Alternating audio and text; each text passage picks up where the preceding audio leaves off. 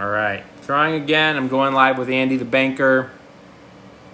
I sent him an invite, but he might also. Oh, there he is. Is he in here?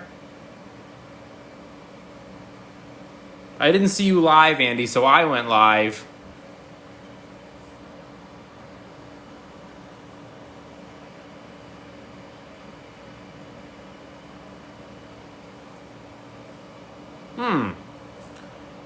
I don't know where he is.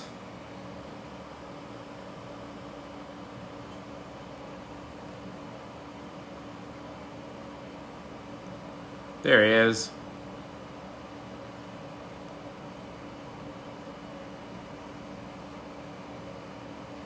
Let me see. All right. Hey, it Hey, there he worked. is. All right, Senor Kenneth. Do you go by Kenneth or Ken? Either one is fine, but I don't like Kenny, so I'm glad. People always say Ken or Kenny, or Ken or Kenneth, and they never say Kenny. So I'm happy with that. I don't like Kenny. Either one is fine. Sounds good. Let's go ahead and get you introduced to the guest because so to some of the viewers, you might be a little bit new. If you could do your introduction, sir. Sure. I've been investing for over 20 years, trading stocks for the last 15. I've been on TikTok for 6 years. I started as a finance content creator just to help out some friends who didn't really know anything about investing. And it kind of spiraled into this. I started on Instagram and YouTube. After about a year, I was nowhere. I think I had 180 followers on Instagram, 50 on YouTube, and I was going to quit. And someone from my gym saw me on YouTube and was like, "You got to get on TikTok." So I joined, and it kind of took off from there. And I'm fully self-taught, by the way. I never went to college. I wanted to be a professional wrestler, so a little bit of a different track, but it got me here, and I love it. That's amazing. And what do you do for your day job? TikTok. I'm a full-time content creator right now. No way. That's so Yes. cool. Yeah. We're going to try it out. We're going to see how it goes. So for the last 15 years, my day job was day trader, swing trader. And about, I don't know, maybe 2 years ago, I was like, I don't know, I don't know how much longer. I'm getting a little bored of day trading and swing trading, and I wanted to try something new. I'd already been on TikTok for, I think, 4 years at that point. So I think 2 years ago, I was like, let me just try it and see if I can go full time. I have enough money saved up to get me through a year or two. And, if people know me, they know I don't sell anything. So I have a course, I have a template, I have guides, but they're all free on my website. So I wasn't making any money through, selling products. So I was like, let me just see if I can get like brand deals or make money through the creator fund and see if I can do that. So I'm still in that phase right now of just trying to do this. That's that's crazy. So you're telling me for 15 years you were actually living the life and being a swing trader. Like that's Yeah. you. Would you be able to share, like, let's say 10 years, an average swing trading year, how much you were making off of that? Because that's crazy. Yeah, so it ranged every single year. So the first couple of years that I was doing it, I wasn't making a lot of money because I didn't really know what I was doing, and nothing like this existed. So I would have years where I would make, 12 or 15 thousand dollars, but I was also still working. I worked like minimum wage jobs, like I worked in the restaurant industry for many years. I worked in the fitness industry, just like at the front desk, but I was making like $9 an hour minimum wage. And then I was like also kind of getting into trading. So I would make like $12,000, $15,000. And then things really started to take off once I kind of like found a style of trading that really worked for me. And then it would range from, 60,000 a year to 120,000 a year. Every year was different though. Are you still a swing trader? Do you consider yourself a swing trader? So I make way fewer trades these days than I used to, but I still occasionally will make a trade. Most of the time now, when I'm making a trade, it's for a video. Like someone has asked me, "Can you show me something, or can you explain, how to use a stock screener or something like that?" And then I'll go like, "Well, let me see if I remember how to do this," and I'll like open up Thinkorswim and make a trade. But I'm not actively trading anymore. I was doing, I don't know, 15 to 20 trades maybe a month. when I was like actively trading, and now I make, well, I've recently started trading covered calls, like making weekly trades on covered calls. But before that, I would make like, 2 trades a month, just kind of for fun, but not really full time. And is this one of the skills that as you do it more often, you get better, or is it random? Do you have good years, bad years? What's your thoughts? So you definitely get better, but really the most important thing that matters for trading, you can have different strategies and you can do different things, but the most important to me is learning how to take your losses. So a lot of people will say like, oh, well, I made this trade and I lost, 80% of my money. I can't believe it. But for a real good stock trader, you almost have to be like robotic with the number that whatever your stop loss is, or if you don't use a real, like, if you don't set a stop loss, if you have a mental one, like if you're watching your stock and it hits a 7% loss, that was for me, that was my loss. I'm out. And so you would look at my profits and they would be all over the map. It would be up 12%, up 20%, up 3%, up 9%, but my losses were always 7%, because that's the most important thing. And a lot of people go, but I don't want to be wrong. And it's like, okay, but you're gonna be. This is just the nature of trading stocks, is that you're gonna pick the wrong thing. You're gonna do all the research and something out of your control is gonna work against you. You have to cut those losses because they'll get bigger. So a 7% loss today could be a 23% loss tomorrow. And you're definitely not going to take a loss on 23%. So then you just sit there and go, oh, I hope it comes back. And this is no strategy for anything. Oh, As man. long as you know I'm out when it hits, whatever it is, 3%, 5%, 7%. As long as you do that, it's a lot easier to kind of trade, because you're not just getting wiped out day to the next. If you've only got $10,000 to trade, and you're down 20% on a trade and then down 20% again and then down 20% again, you're out of money basically. So the most important thing you can do is keep your losses in check and keep them as low as possible. That's actually winning. You might think it's losing, but you're actually preserving the majority of your money. Got it. Now, it seems like you're an expert, and heart emoji says, "How did you start when you don't have no idea what you're doing?" Like, you were self-taught. Right. How did you learn all this, and why did you learn all this? So I was working at a gym. I was making, $7 or $8 an hour working the front desk, and there was a guy who worked at the gym, he was like a membership salesman, and he was really into the stock market, and he would come in every day and he'd be like, I got a new hot stock for you. And I thought this guy was going to make me rich. It's the same thing as like going on TikTok and being like, tell me what to buy, except it was in person. And he would come in super pumped about some stock that he had found. And I had a lot of money saved up because I had lived at home in my early 20s. So I never had rent or anything like that. So all the money I made just went into savings. And I didn't know what I wanted to do with my life. I knew I didn't want to work minimum wage jobs forever. And here's this guy telling me this stock is going to make me rich. And I was like, I've got a lot of money in savings. Maybe if I make money in the stock market, I can buy myself some time to figure out what I want to do with my life.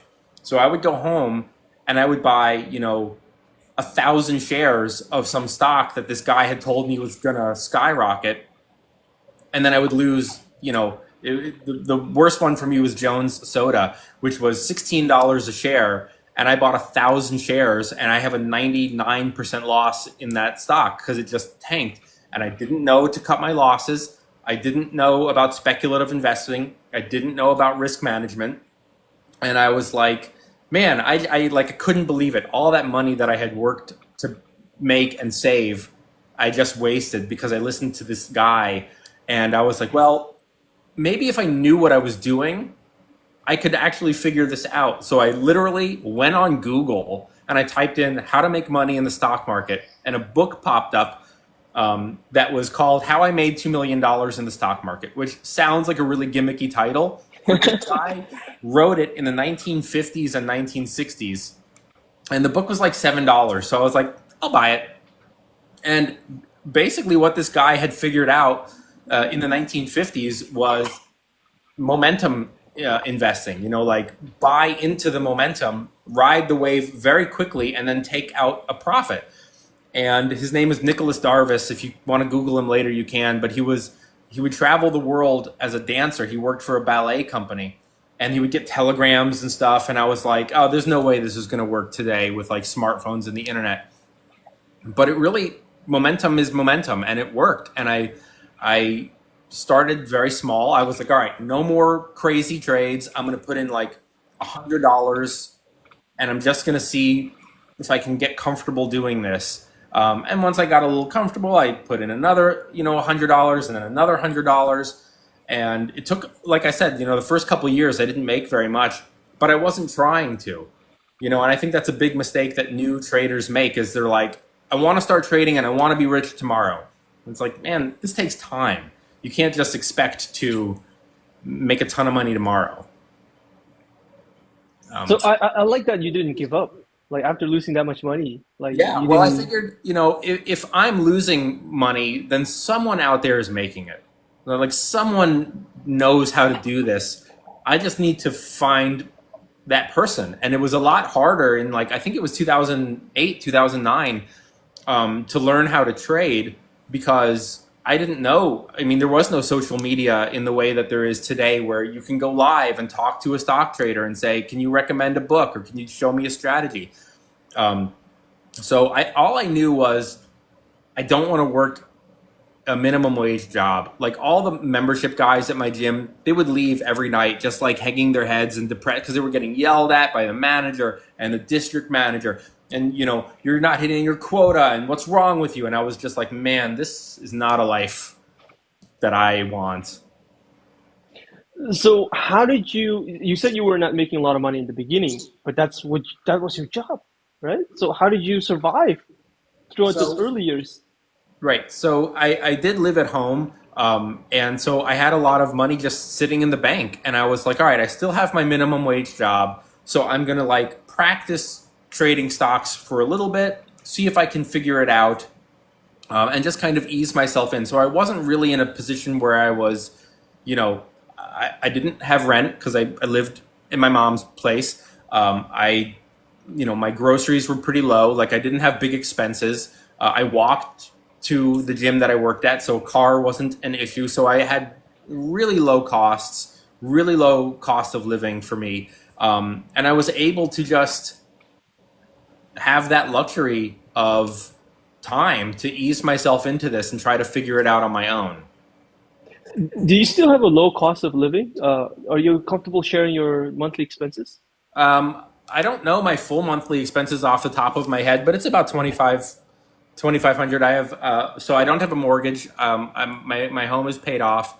And that came from my investing. So I've been investing not really heavily since I was a teenager, but like I had a couple of investments as a kid.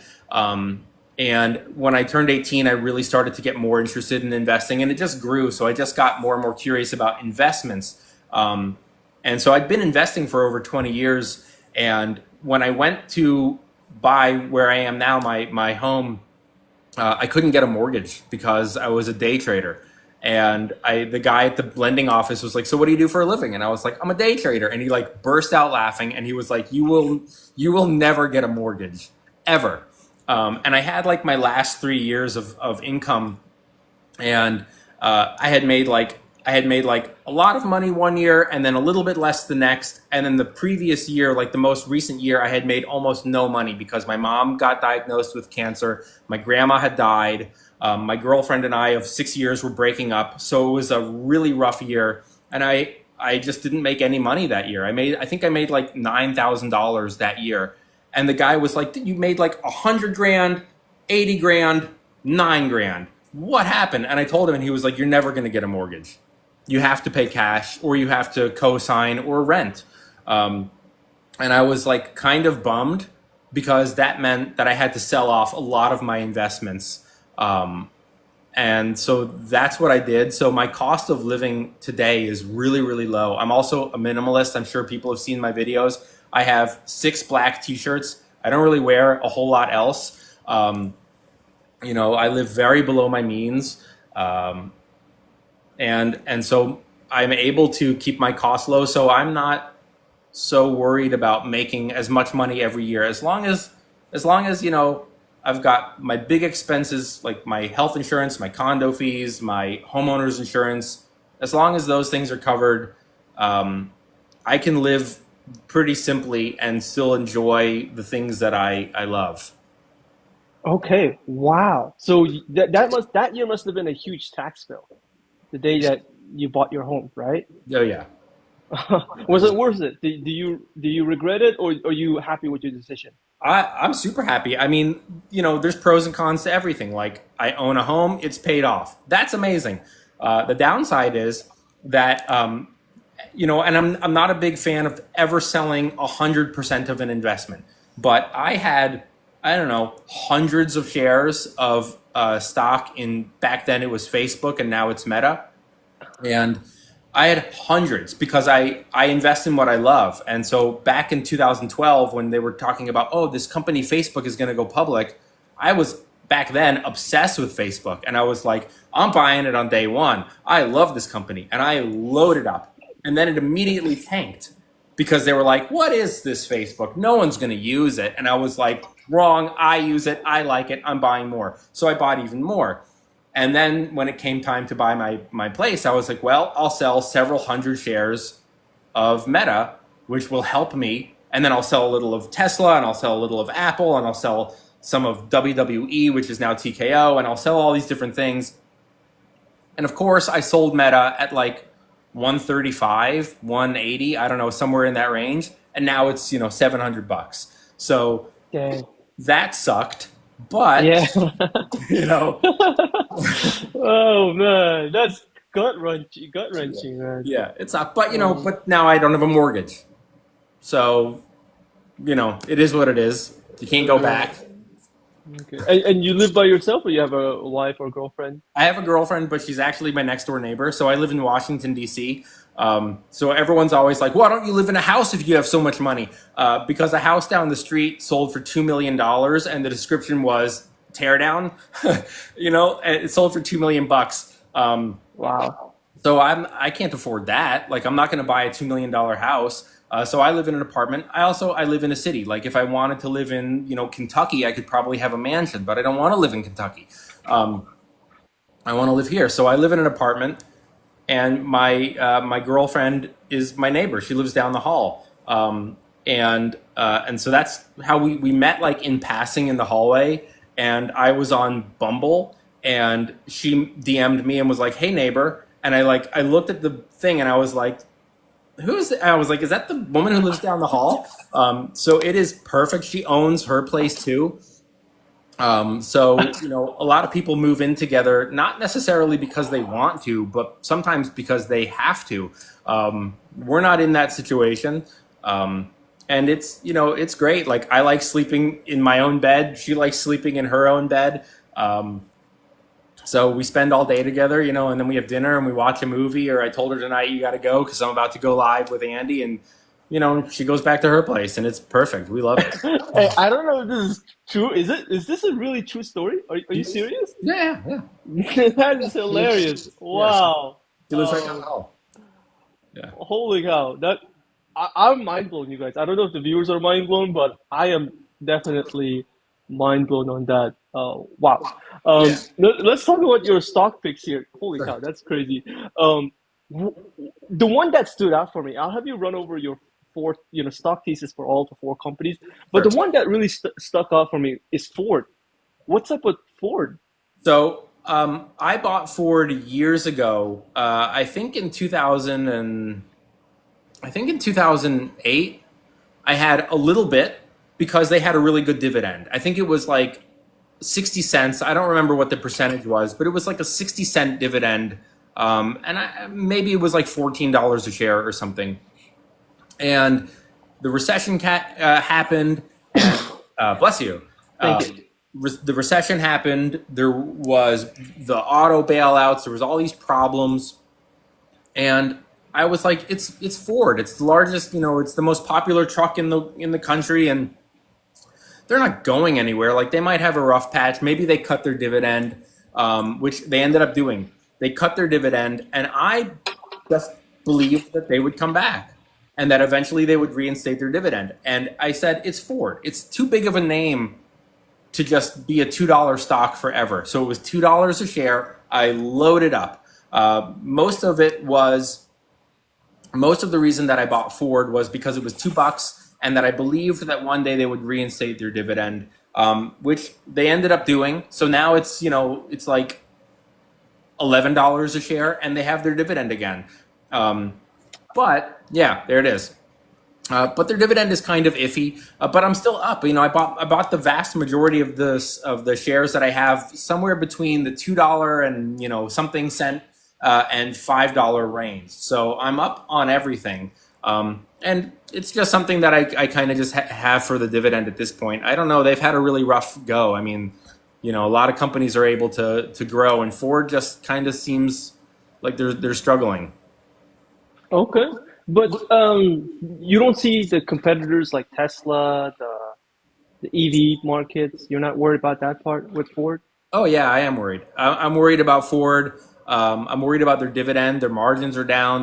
They're having I think part of the problem with Ford is if you go on their website, a lot of what we're seeing now are car companies that they have like 5, 6 models available. Ford has like 30 different varieties of car. It's too much. I think they've got too much. I think Ford could streamline some of their stuff and really focus, maybe not go 100% EV, but like there are things I think they could do. So it's definitely a concern. I think, we're seeing stuff now with like Slate, like that Jeff Bezos funded little mini truck company. All of those things are, I think, a concern for Ford, and I want to see what they're going to do. But I'm definitely worried, but not to the point yet where I want to jump ship. Okay. Let's go over Apple. This is a company I hold as well, but people say, hey, this is a company that's not growing their revenues. Yeah. Why do you invest in Apple? So I first bought Apple in 2003 when I graduated high school. My mom got me a laptop as my graduation gift from high school. And when I was at the graduation, all of my friends were getting iTunes gift cards from like relatives. They were getting iPods, which was like the thing back then. They were getting computers, and it was all Apple. And I was just like clocking it. And I was just like, Apple, Apple, iTunes, iTunes, iTunes. And it just something in my head clicked. And I was like, I need to invest in this company. And it was 2003. So, I didn't have my own brokerage account. So I said, hey, Mom, can I call your stockbroker? And he was late 70s. And I said, I really want to invest in Apple. It was $9 a share.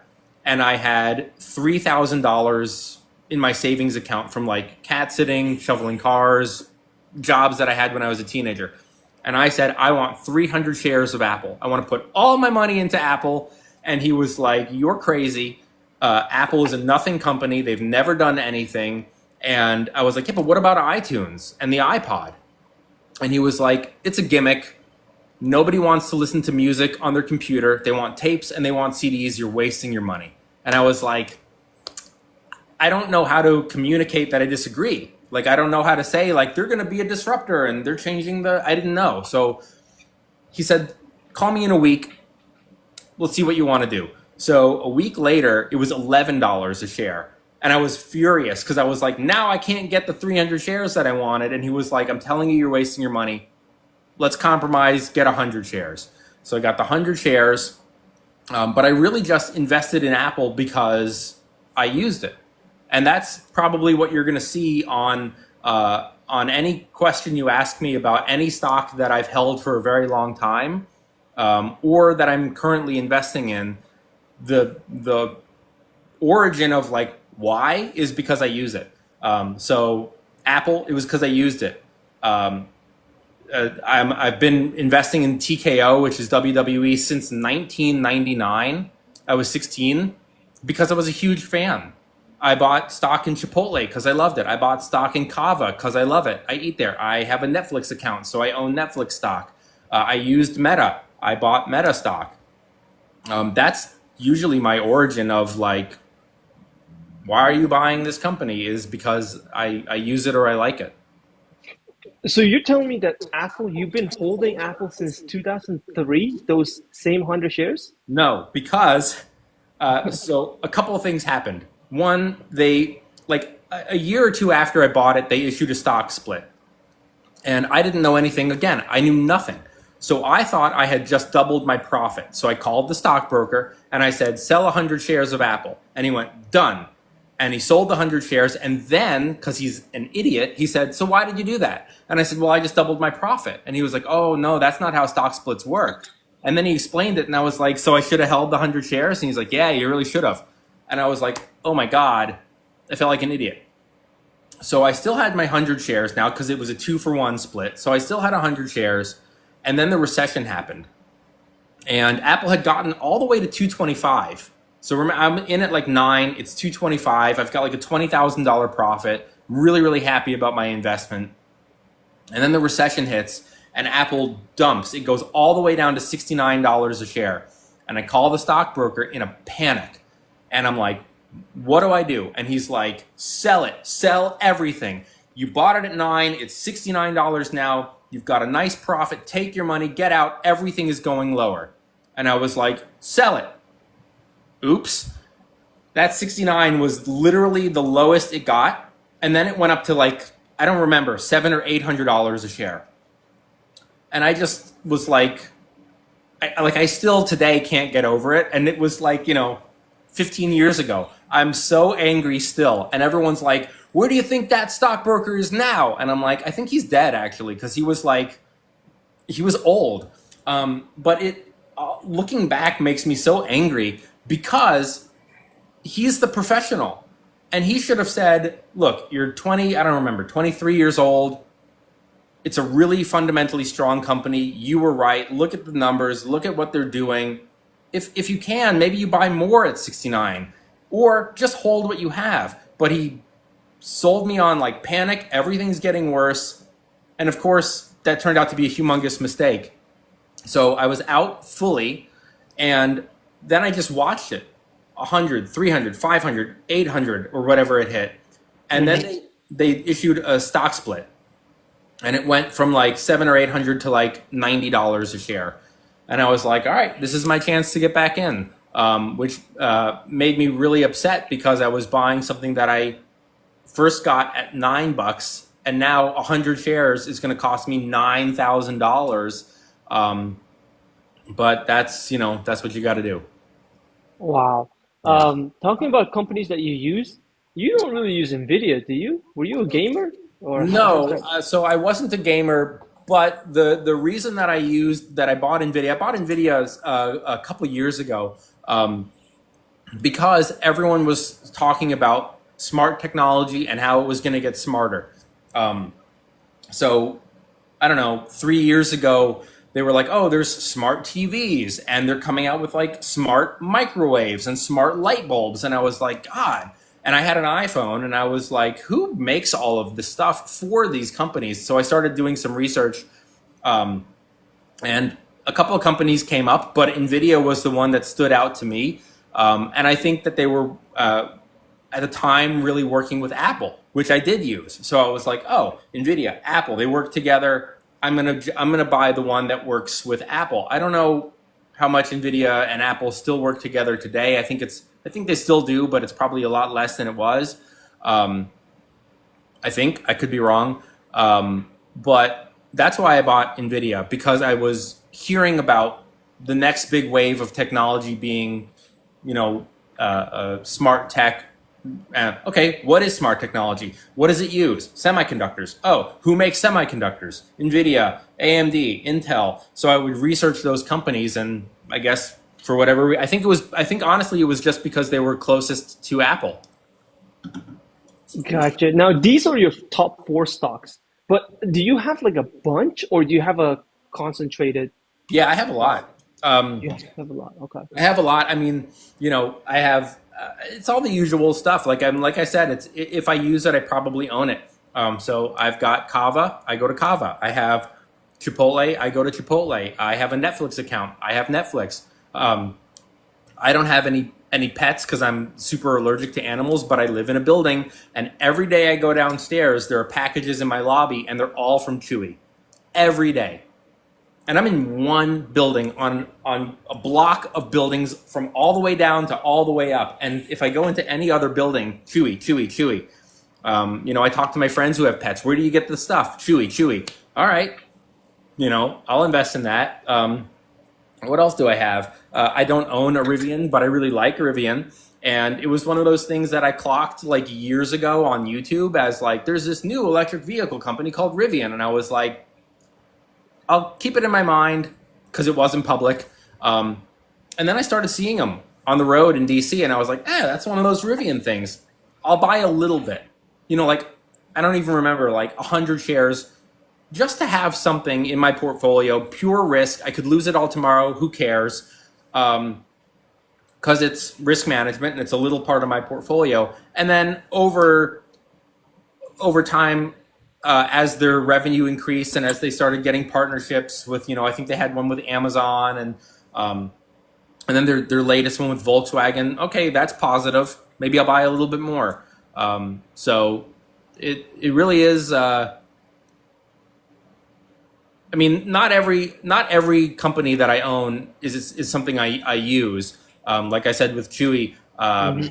And there was stuff like DraftKings, which I don't watch really sports. I'm not a sports guy. But during COVID, they were like, all the sports are shut down. And they were like, oh, DraftKings is taking a big hit. And I was like, not forever, though, because COVID's going to end and sports betting is going to come back. I'll buy a little of DraftKings. Teddy is asking, how recently did you notice the Chewies in the doorways? When did you buy that company? Chewy? Yeah, I think probably 2 years ago.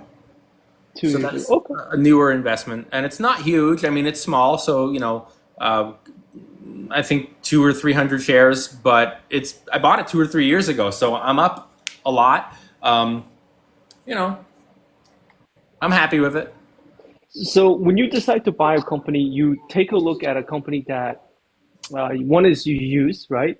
Are there any other criteria you're looking at? Are you looking at the financial Sure. statements? Yeah. So I keep it really simple because it's just what's always kind of worked for me. Every investor is going to have different criteria that they look at. And sometimes I'll even like be scrolling on TikTok and they'll be like, here's everything I look at. And I'm like, God, like I don't look at like 60% of that stuff. And I've just never needed to, like book value and, price to earnings to growth and, all these different things. I don't really always look at that stuff. Like I look at revenue.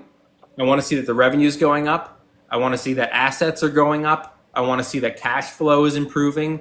I want to see that debt is either decreasing or going up a little bit. New companies take on debt, but if the debt is skyrocketing but the revenue isn't, that's concerning to me.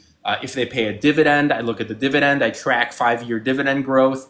So, is the dividend increasing? Have they cut the dividend? And then I look, oh, they cut the dividend. Their debt is increasing. Their free cash flow is getting worse, and their revenue is slowing down. Maybe I don't invest in this company. Or if it still seems interesting to me, but their financials are just terrible, I look at it and I go, it still seems kind of cool. How much am I willing to lose? Like the mistake I think people make is they always go, oh, how much could I make? Like it's $10 a share. What if it goes to 50? What if it goes to 100? Who cares? For me, it's what am I willing to lose? If it's $10 a share, am I willing to lose $1,000 to buy 100 shares? If I say yes, then I buy 100 shares. If I say no, maybe I buy 50 shares. Okay. My question is this: let's say you get paid from TikTok. We get paid on every 15th of the month, right? Yeah. How do you decide which company you're going to buy? Is it just the feeling at the time, or what? Like, because you have so many. Right. So usually what I do is, well, first of all, so I'm living off of the money that I make from the Creator Fund right now. and AdSense. So I have a website and I don't sell anything, but I do have ads from Google. So I make a little bit from that. I have a YouTube channel that is monetized. It doesn't make me very much, but it's something. And so any money that comes in first goes to like condo fees, insurance, bills, and then anything left over, I'll kind of just do a scan of my portfolio. And sometimes it's really as simple as like, you know, I can round up, you know, from 195 shares to 200, and I can have an even 200 shares in this company now. Okay, I'll buy 5 shares of this one. Or sometimes it's, you know, it is looking at the fundamentals and going like, man, this company got wrecked on a really bad earnings report that they blame on, you know, macroeconomic stuff. There's a war, or there's a you know, COVID, or something a short-term issue that I don't view as a long-term, real serious problem. Or even sometimes it could be something like, you know, there's a scandal like Hims. You know, Hims got into trouble because Novo Nordisk ended a partnership, and then they accused them of fraud, and the stock tanked. And I was like, well, we've seen this story before. You know, companies are getting accused of stuff all the time. Bad things happen to companies all the time, and then they come back and they make some new announcement, or they make some sort of new partnership. So I viewed it as an opportunity. So, you know, when everyone else was going, oh, this is it for Hims is done at $40, I don't know, 2 weeks ago, I went in, I bought a little bit more. So it depends, you know, on a variety of things. The viewers are saying you buy crypto. Is that true? Not really. I have some crypto, but I'm not actively like trading it or investing in it. I bought Bitcoin.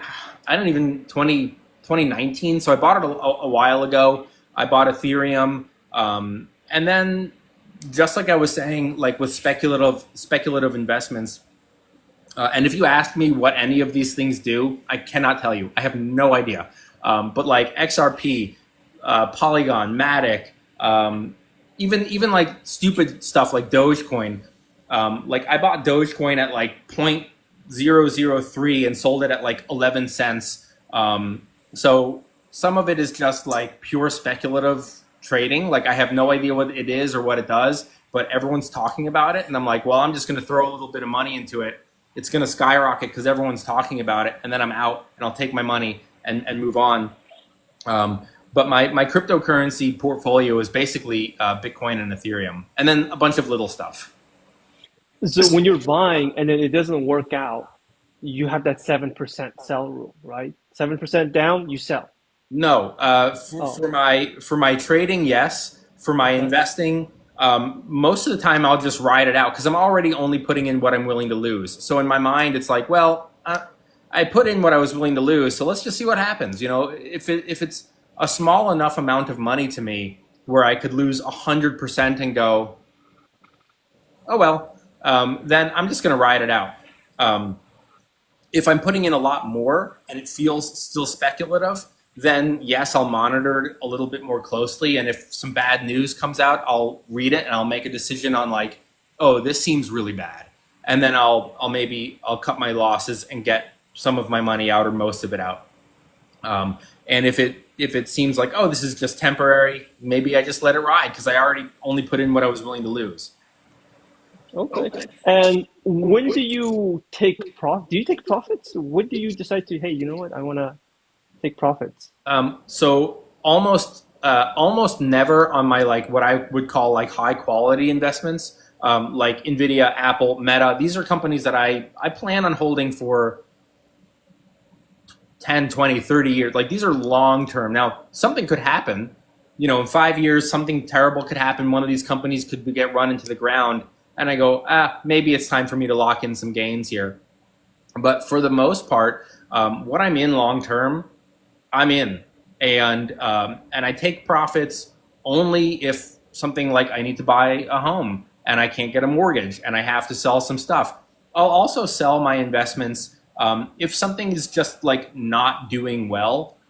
And like, like it's called, for people who don't know, it's like opportunity cost. Like if you've got your money in one stock and it's not doing well, and there's another stock that you want to buy, but maybe you can't afford, sell the loser and buy the one that you want. So I actually did that with NVIDIA. I owned stock in Microsoft, which has done very well, but not as well as NVIDIA. And I was in a situation where I didn't have a lot of money at the time to just go, well, I'll keep Microsoft and I'll buy NVIDIA. Um, so I was looking at my portfolio. All right, what's not doing great? What have I purchased recently that isn't really going anywhere? Oh, Microsoft. I've had it for like a year. It's barely moved. I'm eyeing NVIDIA. I think NVIDIA has potential. Sell Microsoft, buy NVIDIA. Do you invest in ETFs as well? Uh, not really. I have like an S&P 500 in my Roth IRA, and a technology FTech is on my radar to buy for this year's contribution for my Roth IRA. But no, I've always been a stock guy. I've always just been individual stocks. And there's nothing like, I'm not in the camp of like my way is the best way. Like I like individual stocks. I like to research them. I like to learn about a company, or like I go to a company and I go, oh, Kava, they've announced that they're going public. Maybe I'll invest in it. And it takes time to research and study and look at the fundamentals and read the analyst opinions. And so if you're not interested in it, you're not interested in it. Then ETFs are great. But for me, I have always had much more success with individual stocks. So when it comes to ETFs, then because I hear this a lot online, people are just saying SPY and chill, right?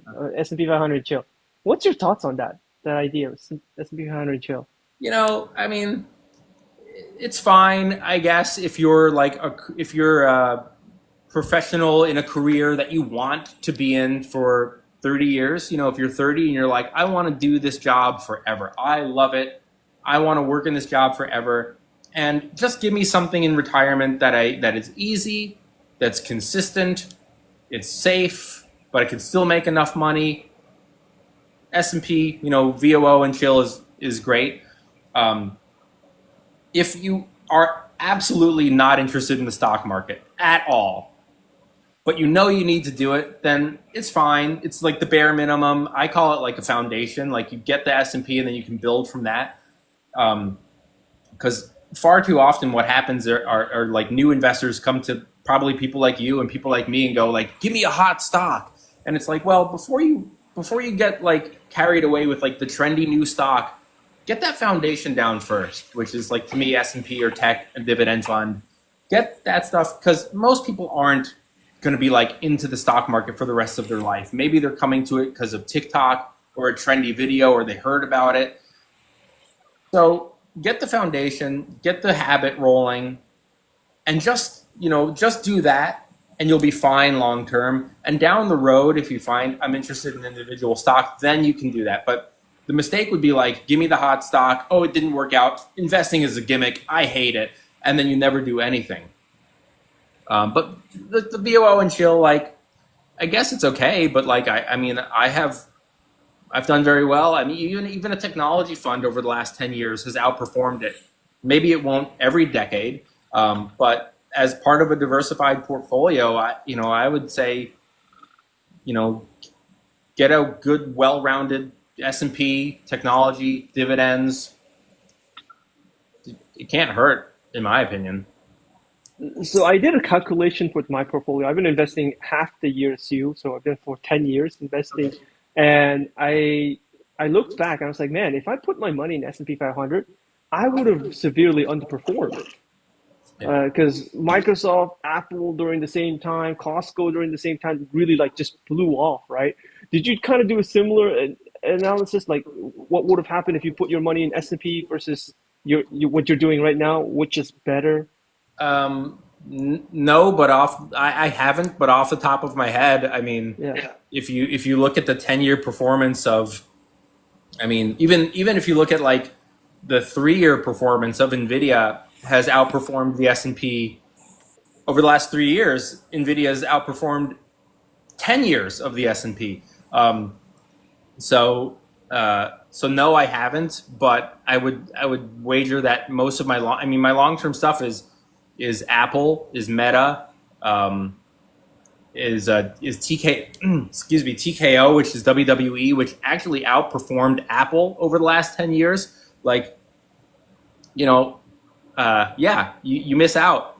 But also, like, if you are not the type of investor who is confident and knows how to research and knows how to find these stocks, then bare minimum is, yes, get the easiest stuff first.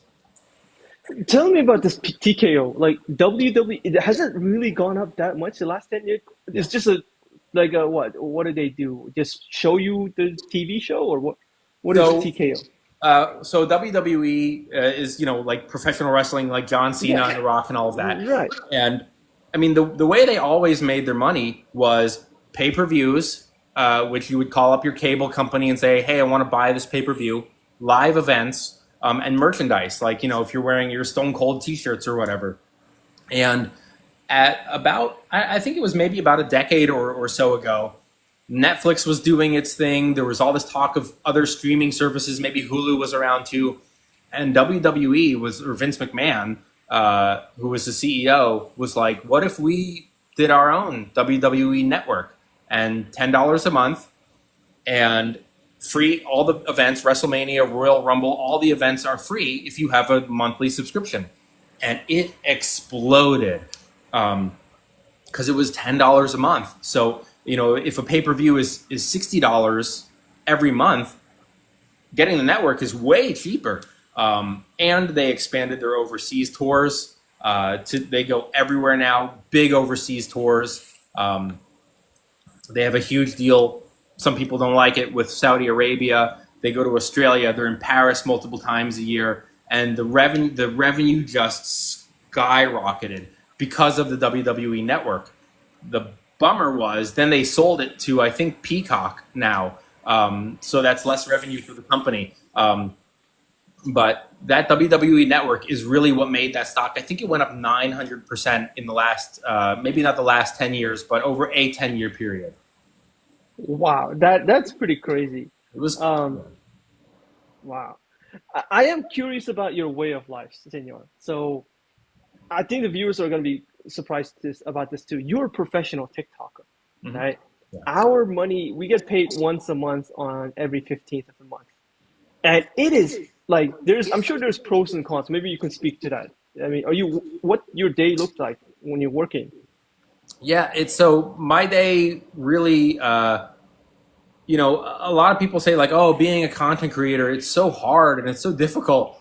I think it's the exact opposite. It's like a breeze. Like, I'm actually, a lot of the time, I'm kind of bored. Um, when I was trading, it was 9:30 to 4, and I was glued to my screen and I was watching my stocks, that I was trading. And now, I'll make a couple videos. The videos don't take very long to make. You read a headline, you share your opinions, you talk, you point to a chart. You say, Elon Musk sucks. Then everyone gets angry in the comments, and that's kind of like your day. So my day now is like, I wake up, I check TikTok, I respond. I get about 200 DMs per week between TikTok and Instagram. And it's a lot. Like, the DMs, 200 DMs a week, it's a lot. And I try to respond to as many people as I can. Sometimes people are just like, great video. And I'm like, cool, thank you. And other times it's like, here's my whole life story. And it's like 15 paragraphs. And it's like, do you get those too? I get those too. Yeah. Yeah, I just got one like right before this live stream. Yeah. Yeah. I call them like the whole life story DM, where it's like, hi Kenneth, it all started when I was 7, and then it just goes, and now they're 40 and they're divorced and they've got 3 kids and they have no money, and I'm not making fun of them, but it's like it's a lot to read all of those and respond to everyone. So most of my time is spent between making a couple videos, responding to DMs. I used to go live every single day for like 2 hours. I got tired of that, obviously, because after a while it gets to be a lot. I'll go to the gym in the middle of the afternoon. It's pretty laid back these days. So you're living a life then.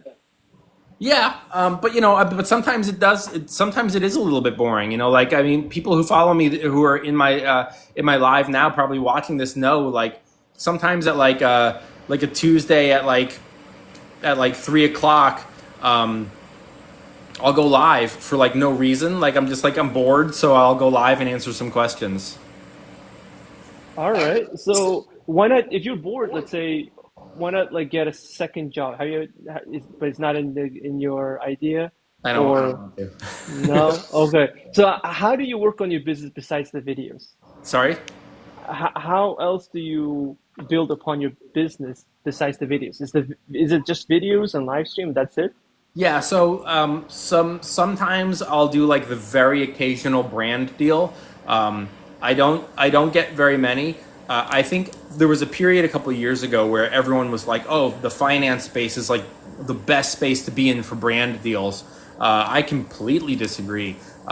It's almost like no brand wants to touch you if you're in finance because they're like, "Oh, we're a shoe company. What does that have to do with investing?" Or like, oh, we're a suitcase, we make luggage. What does that have to do with investing and money?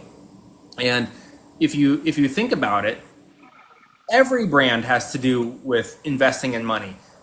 Suitcases, I want a good suitcase that's quality, that's going to last me forever, and that's affordable.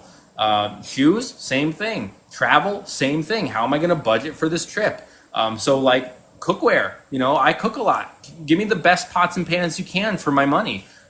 But brands don't see it that way. Brands are like, no, your stocks, we're kitchen appliances, we're going to hire the kitchen guy. Or we're shoes, we're going to hire the fashion person or the fitness person. So it's tough, but I do occasionally get brand deals. And my rules for a brand deal is I have to know the company, I have to use it, and I have to like it. Otherwise, it's a no for me.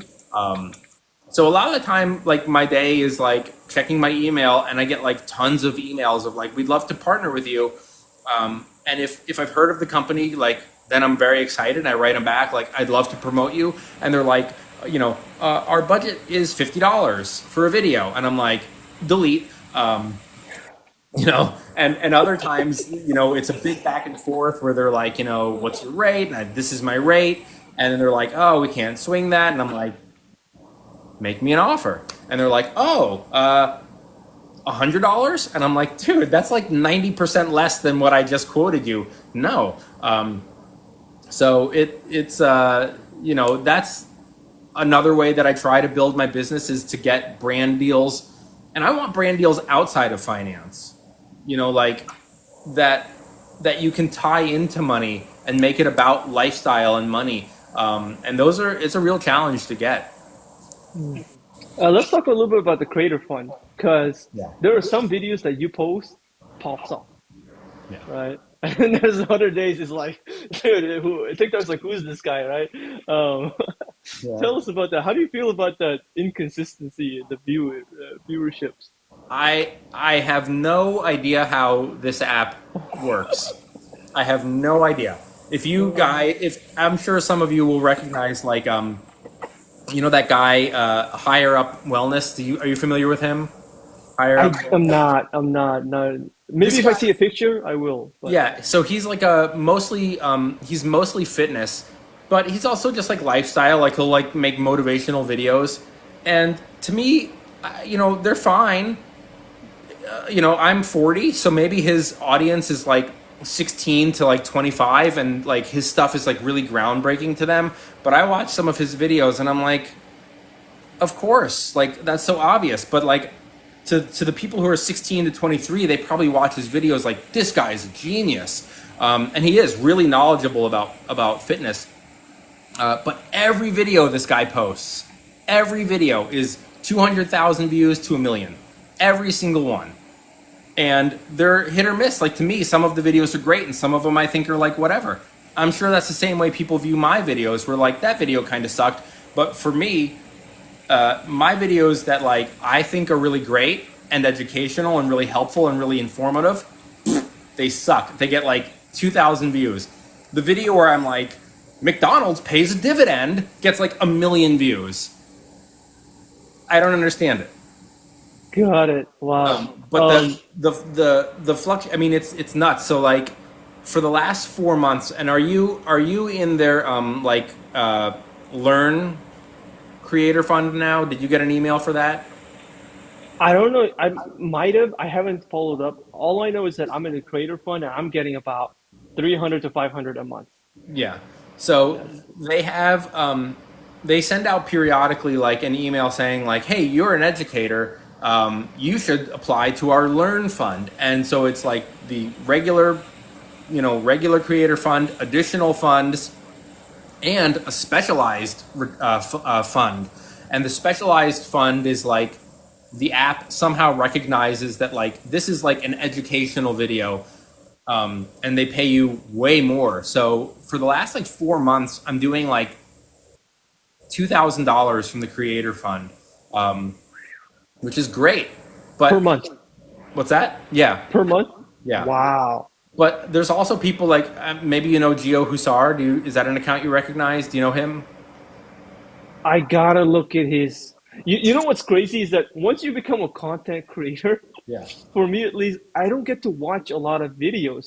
Well, now that I'm a content creator, it's like I Right. used to consume a lot, but now that I'm mainly just focusing on my work, and then after work, the TikToks and working out, and Yeah. yeah. Are you a banker? Like, what's your day? So I manage one of the locations. Okay. Yeah, it's a bank manager. Are you Been in where do bank you where do you live? San Francisco. Oh, cool. That's awesome. Yeah, San Francisco. So I've been in banking for 10 years. I started at 18 years old. I'm 28 years old now. Invested at 18 years old. Awesome. Yeah. So yeah, that's Yeah. wow. If I go ahead. I feel the same way about the creator fund though, and also like watching content. But some of these people are making like $30,000 a month from the creator fund because every video they post gets 200,000, half a million, 1 million views. And the inconsistency for me kind of sucks because this is my income, and I refuse to like sell something. Like, I don't want to be the guy who's like, buy my course, buy my template, buy my guide. That's actually one of the reasons that I started on TikTok was, well, I started because I thought it would be fun to make the videos, but then I really got like kind of motivated because people were like, "What do you think of this guy's course?" And I would be like, "Oh, you don't need a course." And they would be like, "Oh, I bought it. It was $900 and I didn't learn anything." And I was like, "Oh my God, that makes me so angry." So I was like, I'm never going to sell anything. So in order to be able to keep doing this and not going and getting a job, I need income. And the best, easiest way to get it is from the creator fund, but it's really kind of sporadic. It's a hit and miss. Yeah. So what's the end goal? Are you living the dream? I mean, it sounds like you're living the dream. Is this the end goal, or do you have any aspirations? What where you I want to? have currently no career ambitions. Um, but I'm open, and we'll see what happens down the road. But for now, I mean, I didn't even really want to do this. Like, you know, people now, when you say like, "Hey, what do you want to do when you grow up?" They're like, "I want to be a content creator." I didn't start. I've been on TikTok for 6 years now. I didn't start thinking like, and one day I want 500,000 followers. Like, that was never why I got into this in the first place. I never got in it to like monetize my following or become a content creator or get brand deals. I mean, I'll take a brand if a company calls me and they're like, do you like our product? Do you use our product? Yes. Okay, and will you make us a video for $5,000? Like, of course I'm gonna say yes. If they say like, if I say like I hate your product and I would never use your product, and they're like, we'll give you $5,000, I say like, I'm sorry, no, I wouldn't, I can't promote something that I don't like. But a Yeah. lot of people are like, screw it, yeah, give me the money. So I don't know. Like I said, like I never started doing this as like I want to be a content creator. It really just sort of happened. And I don't know. I mean, like I don't I don't know what is out there for someone in the finance space other than like I sell a course or I have a Discord or I write books about stuff. So as long as I'm able to pay my bills and do the things that I love, like traveling and trying new restaurants and stuff like that, I'm comfortable. And as long as I can still be comfortable, that's, I don't need to be like a billionaire. I don't need to be, hustling and working my whole life unless I have to, but I don't really like that. So this is perfect for me. And I just have to find a way to make enough money to make it last. Hypothetical scenario. Okay. Um, in a month or so, TikTok gets sold off, right? And the new buyer is like, hey, we're stopping this creator fund, right? What's your next step? Well, what would you do, hypothetically? Then I would just go back to stock trading. So I traded stocks for 15 years. I know how to do it. I've actually started a new series now on covered calls, which is something I've never done. And I posted a video about it a few weeks ago where I was like, why haven't I been doing this? Like, this is really lucrative and relatively easy. And of course, there's some risks involved, and you need the money to do it. But I was like, why haven't, like, I just got so focused on day trading and swing trading, and that's what I knew, and that's what I was good at. And people on TikTok were saying, can you teach me how to do it? And I just got into that mindset of like, this is what I do. And then recently, I started seeing some videos on TikTok of like, I make $1,000 a week selling covered calls, and you can too. And I was like, that's bullshit. Like, no, you can't, because most retail investors don't have like this. The videos were like about Tesla, and like, oh, you can sell a weekly covered call and make $900. Yeah, but you need like $30,000 to buy the Tesla stock, and most people don't have that. And so again, I got like motivated by like, you know, first it was like the course guys like buy my course, buy my course. Now it was like these people kind of telling like half truths. Like, yes, you can make $900 a week, but most people can't. And so I was like, all right, you know what, I'm gonna make a video on covered calls. And I did it, and it was easy, and I made like $200, and I was like, whoa, that was a lot easier than I thought it was. Let me buy a couple more like volatile stocks just for the purpose of selling covered calls. And now I'm making like $500 or $600 a week selling covered calls. So if TikTok goes away, or they sell it to a company and they say no more creator fund, and I need income again, I just fall back to trading stocks. Got it. I know we don't share your net worth, which that is, I definitely respect that. What about sharing your annual income? Are you comfortable since you're self-employed? How Yeah. do you feel about So that? the net income, my income changes every single year. If I'm trading a lot, it can be low six figures, like 100,000 bucks, 125. If I'm not trading, and like so, last year, so I've been on TikTok for 6 years, but 2 years ago I said no more trading. I'm going to try to make it on TikTok alone, whether that's through brand deals, creator fund, whatever. I've got enough money in savings to get me through the full year. I made like 18,000 bucks. Not great. This year, so it could change year to year. Now that I'm selling the covered calls again, based on like some projections of like, all right, if these premiums continue and I'm able to do this and I get a couple more brand deals, it could be 60 grand, maybe a little higher, maybe a little less. And Gotcha. also the creator fund, like it's very sporadic. Um, like just like you, a couple months ago I was doing $200, $300 a month. Now it's 2,000. All because of that learning curve, huh? That's Yeah. pretty cool. Yeah. That's very cool. If you were to stop working, are you able to? Do you have enough money to retire or not yet? Not yet. I mean, I had enough money set aside for to say let me see how long I can do this TikTok thing without making money. I'm 2 years in. I'm not anywhere near to running out, but I'm not in a place yet where I can like fully never work again. but I just turned 40 in May. I think I'm another 5-ish years away from, you know, not having to work unless I really want to. Wow, 5 more years. How has That's your okay. investing strategy changed from your 20s to now? Has it changed at all? Do you know Tim?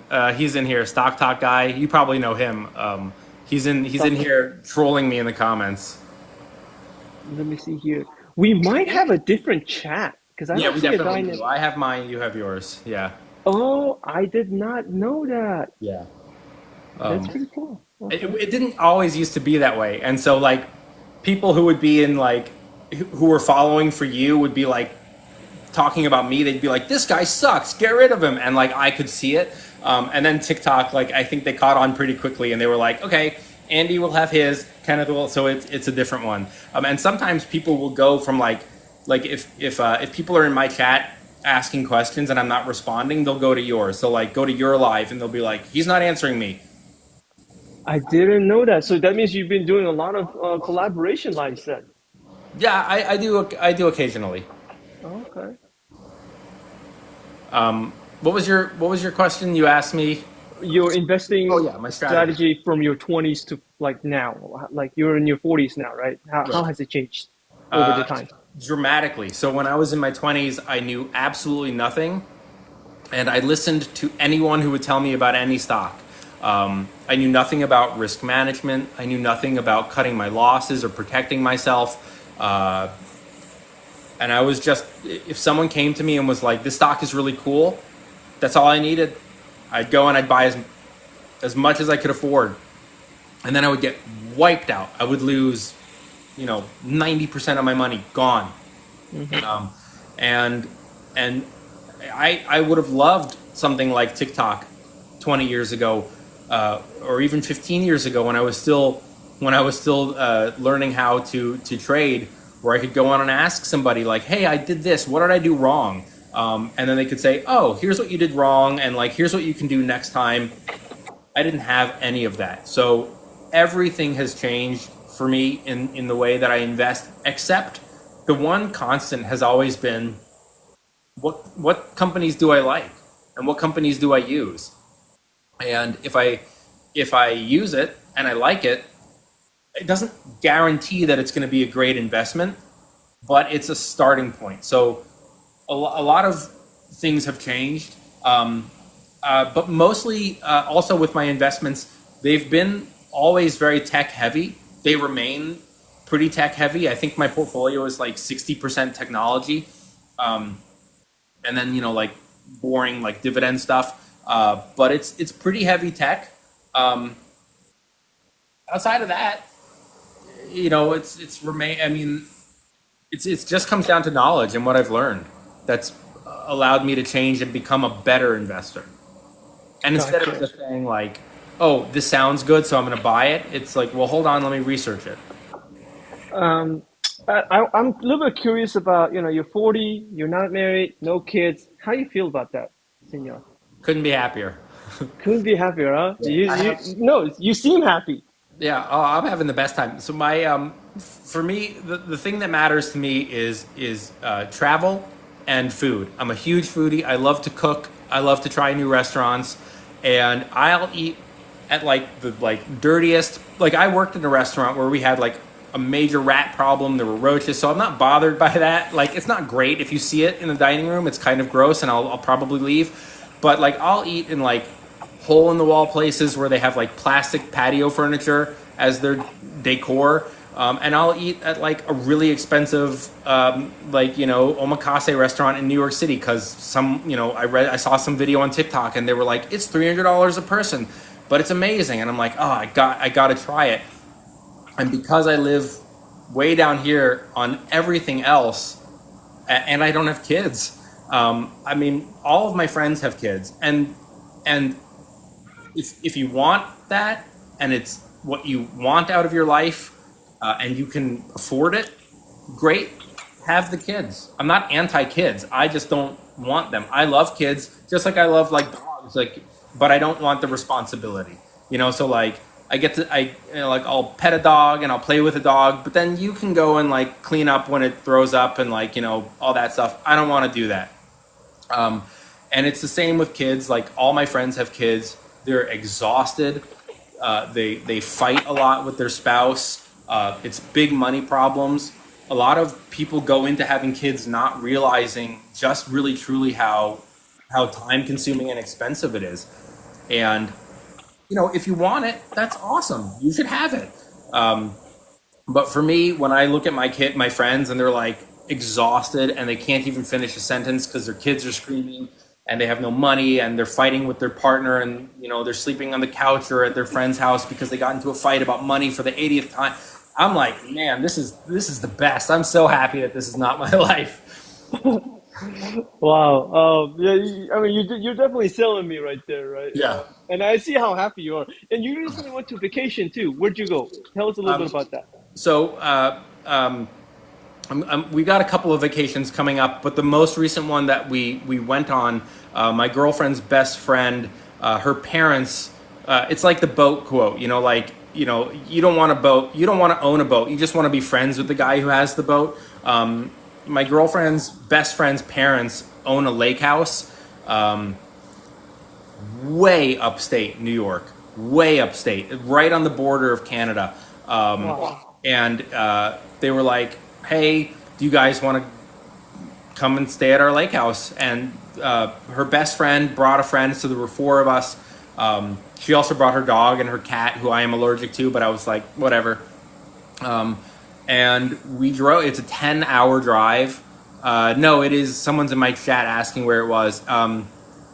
It was in a place called Dannemora, which I've never heard of, but there is like a very world famous prison in the town, and that's it. It is a one block town and a gigantic, terrifying looking prison. That if you know like serial killers, like the Son of Sam stayed there in the 90s, Tupac stayed there. Like a lot of people have been to this prison because if you live in New York and you commit a big crime, they send you upstate. Um, but the lake is beautiful, and the house was beautiful. I live in an apartment because I live in a city, so it was great to have a grill and to have a backyard and to not have to pay for anything because it was her friend's house. That's amazing. I noticed you're kind of a nature guy, or is that just her friend happened to be in a nature place? Yeah, Like when you go on vacations. yeah. I mean, I like to go camping, but I don't camp very often. I like nature. I mean, we go on hikes and stuff like that. But I'll basically like I travel for food. If I want to eat somewhere, that's like I'm gonna go because of the food scene. Like some people are like, I want to go to this place because the museums and the art and the castles or the churches or whatever. For me, it's like, what's the food like? Oh, that looks good. Let's go there. Gotcha, gotcha. I'm a little bit more simpler now. I used to be like that, but Yeah. then now I'm just like, you know what? You give me a Chipotle, I'm like just grateful for the little things, you What know. do you get at Chipotle? What's your order? My order at Chipotle, double rice, double beans, chicken, and sour cream. The hot sauce is the difference maker for me. Yeah. The hot sauce, yeah. I don't know how they make it so spicy, but I like that a lot. No guacamole though. I get guac on the side. Okay. Yeah.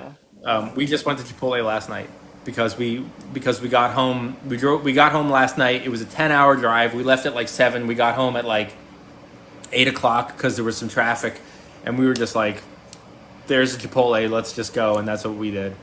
It's good, right? Yeah, I like Chipotle. I mean, Hmm. my issue with Chipotle is that the prices have gone up so much.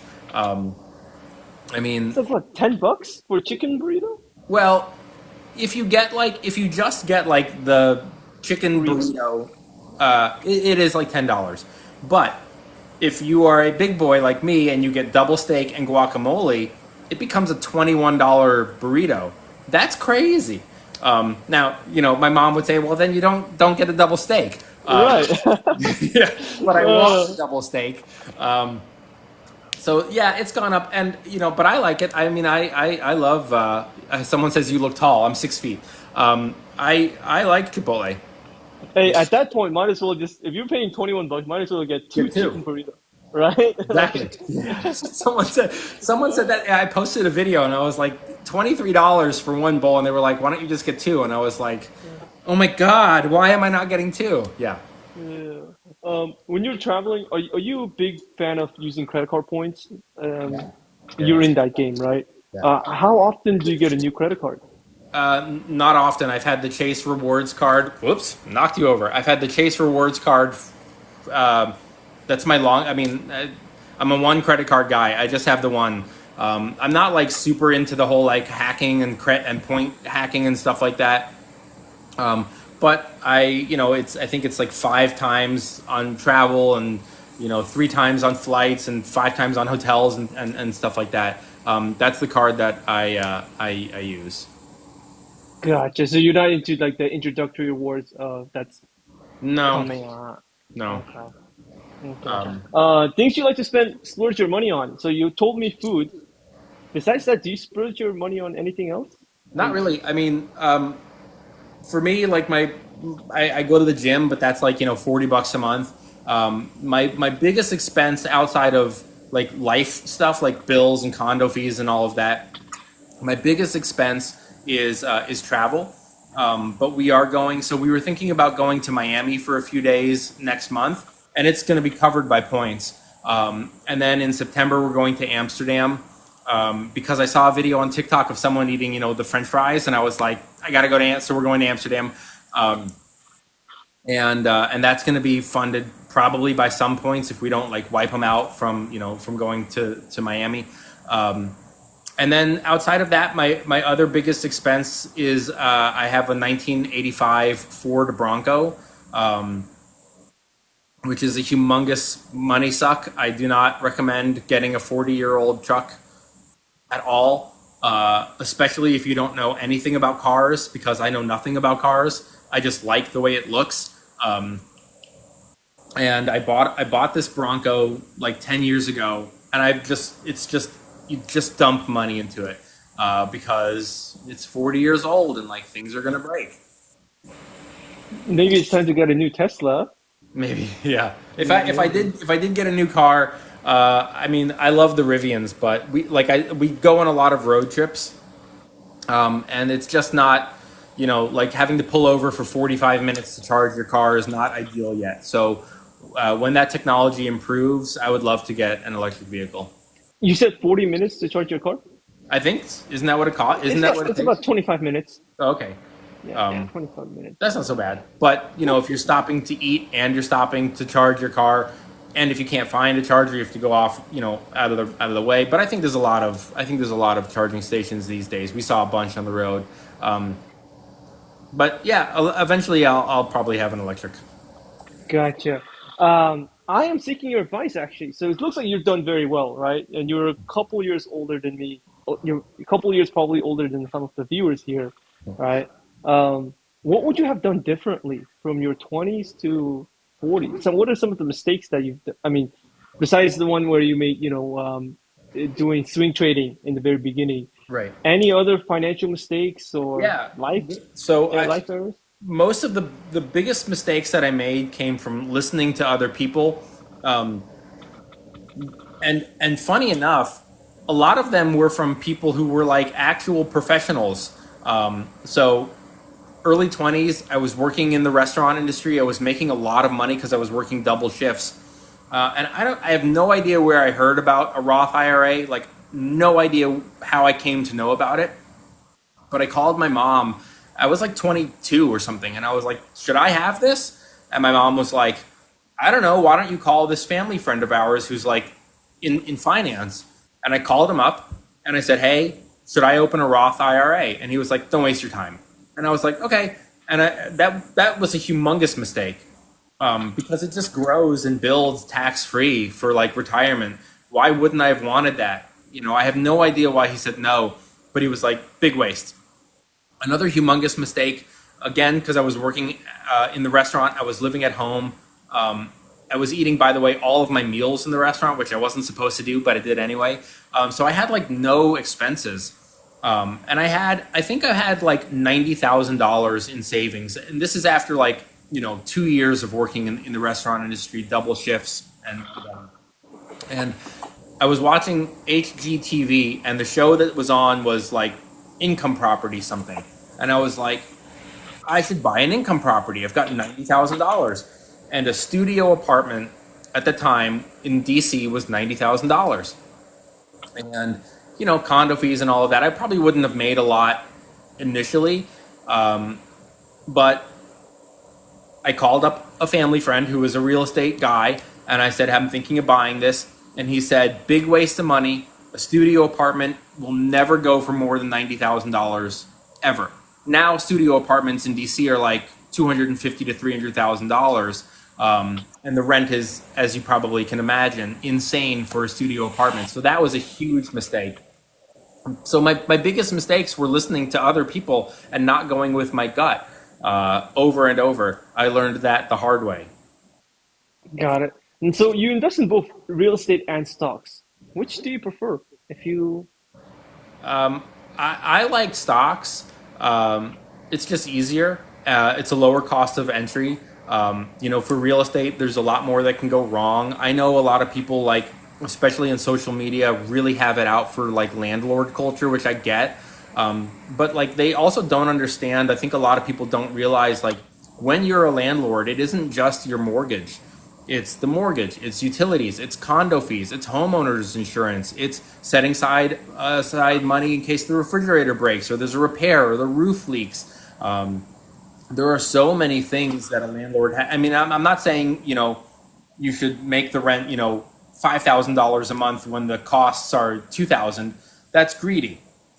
But there's a lot that goes into it. Plus, finding tenants. What do you do if your tenant is crazy and you can't get rid of them, or there are laws to protect them, or they don't pay you in time, or you have a vacancy for 2 or 3 months and you're having to pay that bill? There's a lot of little things with income. I'll tell you this: there were these guys who used to come to my gym, and they were big investors, and I would talk to them, but they were real estate investors, and they said, "Would you rather flip a house and make $200,000 or make $2,000 a month for life?" And I was like, $2,000 a month for life. And they were like, no, get in, get out, make the 200 grand and then invest it in stocks. Why do you want to be a landlord? You want someone calling you at 2 a.m, my toilet won't stop flushing, or there's a leak in my thing. They were like, we don't want that life. We want to buy a place, flip it, make the money, move on. And I relate to that. Like, that sounds nice to me. But for me, I prefer stocks. you prefer stocks. Okay. If one of the viewers, a Gen Z, is watching, or maybe even a Gen Alpha, and they're like, man, this Ken's guy knows what he's doing. He lives a pretty nice life. He doesn't have a 9 to 5.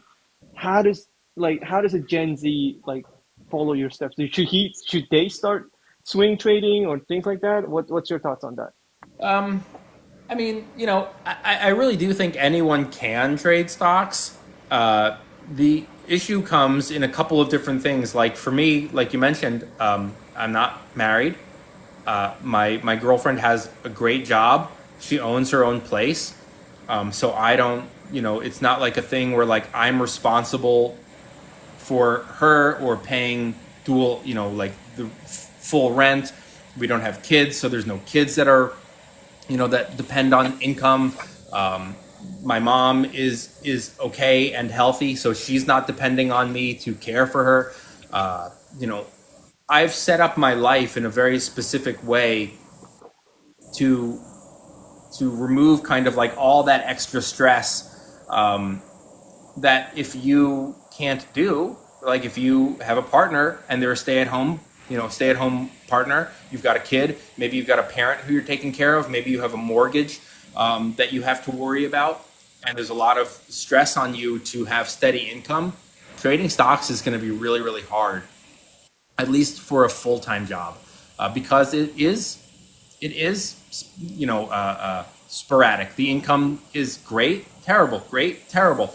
There isn't like consistent, guaranteed income that you would get from a job. So my steps were: I lived at home, which sucked. I don't think my mom wanted me to live at home. I didn't want to live at home, but I couldn't afford to live on my own. Um, so Why did it suck? You get to live with your mom. Well, because you want to have your own place. You want to live on your own. You want to have friends over. You want to not have to worry about like, like coming in late and getting, like, where were you and stuff like that. It's not terrible to live at home. Obviously, it's fantastic in some ways because you're at home, your rent is covered. My mom never charged me. She wasn't like, well, you're living in my place, you have to pay rent. So I was very fortunate in that regard. Um, but you want to have your own place. That's yours, that you can decorate and that you can furnish the way you want. That looks like a place you want to live, not where your mom wants to live. Um, but I set up, I lived at home. I worked a lot in my early 20s. I worked double shifts in a restaurant as a line cook in a kitchen for 4 years. Like, that's a hard job to do, double shifts almost every day. But all that money went into savings and went into, it should have been going into investments. I didn't know, but it went into savings. So it's a little bit, like, if you want to live the life that I live, which is like zero responsibility to anyone, um, and really stripped down. I don't have a lot of fancy things. I don't really want fancy things. Like, for me, I want travel. Um, Sorry, I'm just reading some of the comments. Yeah. If there's a comment that you do want to answer, please, by all means, right? If you could read it out, because I want to see your what comment, ask questions they're asking you, Well, too. I have a question from someone here who says you're not in a serious relationship because you're not committed together. It's a very serious relationship. We just define it differently than you. If you want to get married and do a traditional, go for it. We're not any less committed to each other because we're not traditional. I'm sure the dating scene does change when you're in your 40s, right? Compared to somebody like in my 20s. Yeah. So how does that change? Like, tell me about tell me about what we can expect when we're 40. How is dating gonna look like Well, when if we're you're still dating when you're 40 and you're not in a relationship, by the time you hit 40, a lot of your options are divorced people. Like, you're gonna be dating someone who's divorced, who's got kids, who maybe doesn't have a lot of time to commit to a full relationship because they've got an 8-year old at home who takes up a lot of their time. So, like, a lot of my friends, and people who I know who are divorced, their dating life is kind of a struggle because they meet someone that they really like, but they can't commit to it. Or you meet people, like me, who never really wanted that traditional life of like getting married, moving to the suburbs, and raising a family. so you're not divorced. No, I've never been married. I've never really wanted to be married. Your girlfriend's divorced? No, Oh, so you both haven't been divorced. But did you have a kid or? no, she doesn't want kids either. So we're perfectly aligned. My ex girlfriend really wanted to get married, really wanted to have babies, and really wanted to move to the suburbs, and that was a big cause of. That's why we broke up because I didn't want those things. I cared less about like getting married, but like I knew I didn't want kids, and I knew I didn't want to live in the suburbs. Um, and so that was the cause of a lot of our fights, and ultimately why we broke up. And now my new girlfriend, we've been together for 3 years, so she's not new, but she doesn't want to get married. She doesn't want to have kids either. So we're like completely aligned. And for her, the life goals are like travel and go to restaurants. So we couldn't be more aligned in our goals. Hey, that relationship of 6 years must have been gut-wrenching for you. I can only imagine. It started off great, Yeah. and then what happens is like your friends start getting married, and people start saying like, when are you getting married, when are you getting married, and like colleagues of hers would get married, they'd make the announcement in the office, and she'd come home like, someone else got engaged, why not me? And it was just like it would like eat at you because you would have anxiety, and you would say like, hey, look, maybe we should break up, and then you would have these big fights, and like, I don't want to be alone, and I don't want to lose you, and okay, we'll stay together. It was great, and then it was awful in the end. Wow. Okay. Okay. What are some of the tough moments in life that you faced as you got older that we can expect? Like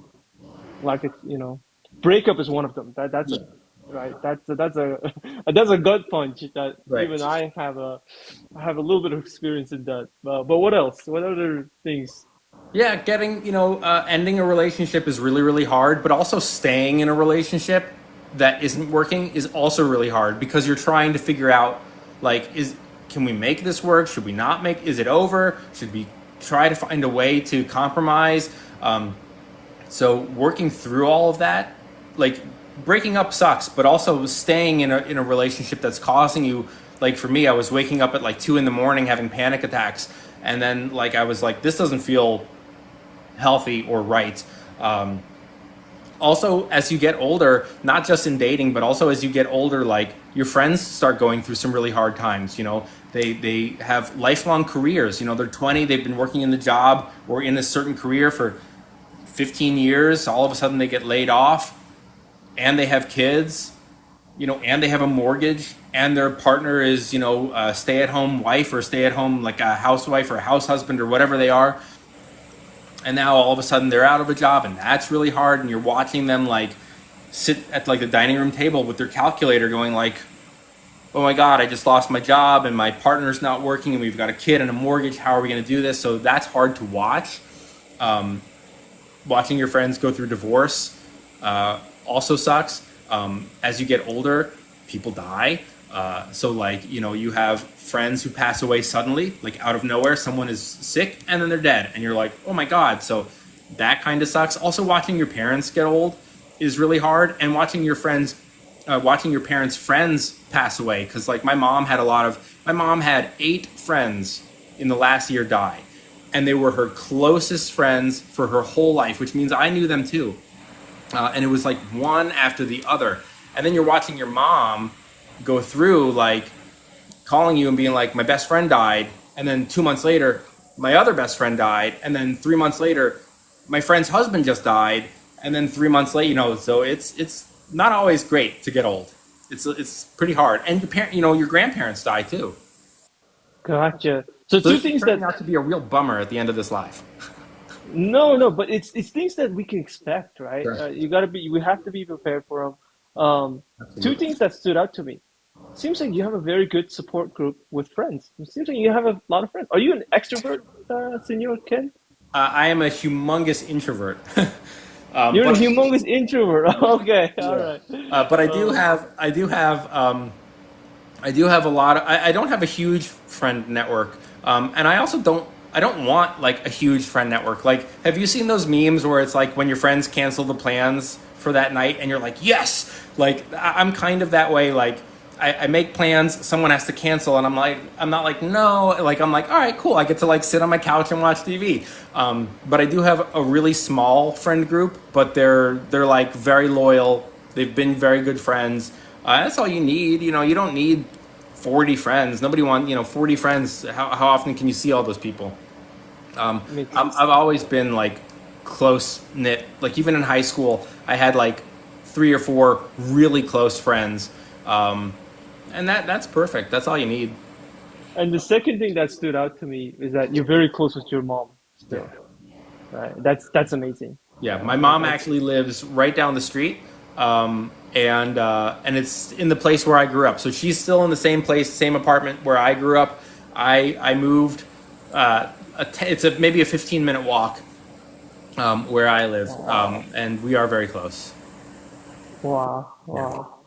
Um, that's amazing that you get to live close with family, and that's why I'm surprised. Like, why not just live together? Because I would love to live with my parents. Like, that Um, would be. I mean, I just like having my own space, and Gotcha. I mean, I watched my mom take care of my grandma in the end, and it was really hard. Not that I wouldn't do that, but it's not ideal. And I like having my own space, and I think she probably likes it too. I don't think my mom would want me living with her. Gotcha. Um, let's talk about some of the news that happened. I'm sure you've been keeping up with. You do keep up with financial news. Yeah. What was your thoughts on the new tariffs that was announced? Right. We'll see. I mean, he keeps announcing tariffs and then taking them away, or announcing really high tariffs and then changing them, or he being Trump. And so we'll see. You know, I think Wall Street didn't react so hard this time because they're kind of like, all right, he's going to back out, or he's going to change his mind, or he's going to say it's going to be 25%, and then it's going to end up being 10 or something. So I think Wall Street is kind of tired of these games already, where it's like, it's going to be the craziest tariffs ever. And then the markets tank. And then it's like, oh no, actually, we're postponing the tariffs because there's a deal. And then wait, there is no deal, but we're still going to postpone them, and they're going to work on it. And then they don't work on it, and they postpone them again. So, you know, I'm in wait and see mode, frankly, on these tariffs. But they would be a real bummer. I mean, it's cost of things are going to go up for everybody across the board, probably. I don't know. I don't know. We have to wait and see what it's going to end up being. It could be a minimal increase. Some of the companies could absorb some of the costs. I have a gut feeling that when Trump is no longer in the White House, whoever comes in after him is just going to undo all of the stuff that he's done. So a lot of these companies could just be like, we'll just eat the costs for 3 years and then it'll go back to normal. But I don't really know. Are you changing any of your investing plans because of the tariffs? Not really. I mean, I'm pretty diversified. I mean, I talked about earlier, my portfolio is pretty heavily technology. Someone just asked if I own my own place. Yes, I do. But I'm pretty heavily diversified. Even though I'm mostly tech, I still have a lot of dividends, and I'm across most sectors. I'm not in every sector, except obviously for my S&P 500. That's in my Roth IRA. But I'm not really making any aggressive changes. I'm just gonna keep doing what I do because I'm an investor who I buy something.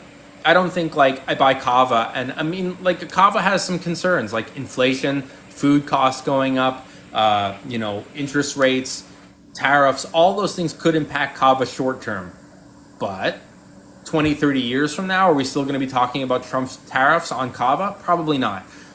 So I'm going to continue to hold Kava. I'm not reacting I'm going to sell this and buy this and insulate my portfolio because it already kind of is insulated. Got it. Got it. So it's already you're not making any changes. That's good. Yeah. What about the big beautiful bill? Are you in support of that? Or oh, you're not. No. You're not. Yeah. What part of the big BBB did you not like?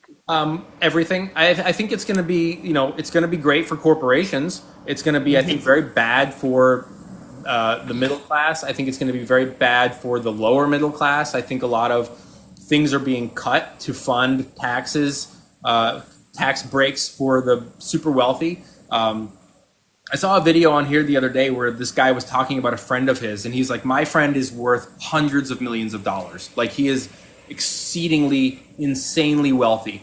And he was talking to his tax guy, and the tax guy was like, hey, great news, you're going to save about $5 million a year in taxes because of this bill. The guy is worth $300 million. $5 million to him is literally, it's pocket change. But by him saving on that, people who are on disability, on Medicaid, on food stamps, who need sorts of government assistance or just assistance, they're out. Rural hospitals are going to be closing, so people who live really far away are screwed. Costs are going to go up. On the flip side, from the Wall Street perspective, it's going to be good for corporations, but it's going to be good because they're going to be saving some money on taxes. But I think a lot of people go, well, the money they saved is going to find its way back into the economy because it's going to trickle down, but that never really works. Instead, what's really probably going to happen is CEO pay is going to increase because the CEOs are like, all right, we were spending, I don't know, $30 million a year in taxes. We're not spending $30 million a year in taxes anymore. I'm getting a pay raise. And they'll probably do buybacks, which some people love them, some people hate them, but great for Wall Street. They'll probably increase their dividends and maybe mergers and acquisitions. But it's at the expense of really, really poor people and the middle class, which is becoming extinct. So, for the people who are like, this is great for my portfolio. If you need tax breaks for billionaires and corporations to be a good investor, then you're a really bad investor. Like you can invest in any economy and make money and do well. You don't need like people who are like, yes, a war. This is going to be great for my war stocks. Like if that's how you depend on making money, you're not a good investor because you can invest in lots of things in any kind of economy and do well. So people who are like celebrating this are probably in 10 years going to go like, wow, that was a humongous mistake because people who I knew lost food stamps, they lost medical coverage, they lost hospitals, and so not a big fan. Got it. Let me ask you a financial question. It purely comes from a financial perspective, which is that let's say the BBB doesn't pass, right? Uh, It, there's no new bill. It goes back from corporate taxes go back from 21% to the original 35%, right? That that's definitely gonna hit the company earnings, and you would be okay as an investor that the companies. yeah, the companies will be fine. So they pay a little bit more. You know, the problem is that we're a country run by these corporations, right? Like we are corporate America is really in charge of this country and the laws that get passed. The concern, like in like a fantasy world, like okay, they pay 35% in taxes. Maybe the companies make a little bit less. Everything will be fine. You know, if that's exactly how it was. So they pay a little bit more. Uh, by the way, if they paid a little bit more, our schools would be better. Our roads would be better. We'd have more people who are affording homes and can afford to eat. So like the world would do better from this, but the corporations don't want that. So if the tax rate goes to 35%, unfortunately, the corporations are just going to go, all right, then we're just going to raise our prices again. So we're really beholden to them. So it's kind of a lose lose. Like in a fantasy world where they just go like, okay, we're happy to pay because it's going to improve our economy and it's going to improve the world, but that never happens. Gotcha. Yeah. Okay. In terms of new stocks that you're looking at now, right? What happened in your most recent buys? Is it these four, or No. what Uh, happened in your most recent buys? Yeah. my most recent investments. So Apple was 2003, and then I bought more in 2000, I think 9 or 12. Meta was 2012, Nvidia was like 2021, and Ford was 2008. So these are old positions. My most recent investments have been Kava. I bought Kava because I eat there and I love it. I bought more recently. I bought Hims, and the reason that I bought Hims is because I've lost my hair, and a lot of comments that I get is like, "Hey, you're bald. You should take Hims." And I was like, "What is that? I don't know what Hims is." So I researched it because someone was like, "Hey, Baldy, you should take Hims hair supplements," and I was like, like I don't care. Like by the way, this is great because I was paying like $40 a month to go to the barber for a haircut, and now it doesn't cost me anything. So Hey, I it looks good on you. and it It looks looks good. good Like on I you, think it looks Senor. cool, and I like it. Right. But I went on Him's website. I was like, "What is it?" And it is originally 2 years ago when I bought it. They did two things. They did medicine for bedroom performance stuff, Right. and they Right. did hair loss pills. Well, I don't. I'm not going to take the hair loss pills. I don't need any of their other products, but it still seemed interesting to me. And it was it was telehealth. So like a lot of people are embarrassed. They're not going to go to the doctor and be like, "Oh, my hair. I'm losing my hair," or like stuff isn't working for me anymore. So I was like, "This is cool. People can go online. They can call a doctor. They can chat. They can get their medicine. I'm going to buy it." So I bought Kava. I bought Hims. I bought Rivian because I saw it everywhere. I'm trying to think what are like some of my more recent investments. Um, Do you invest internationally too? Not really. International? Not really. I have Shopify, which I think is Canadian, Mm. but but I bought Shopify during COVID because everyone was getting a side hustle.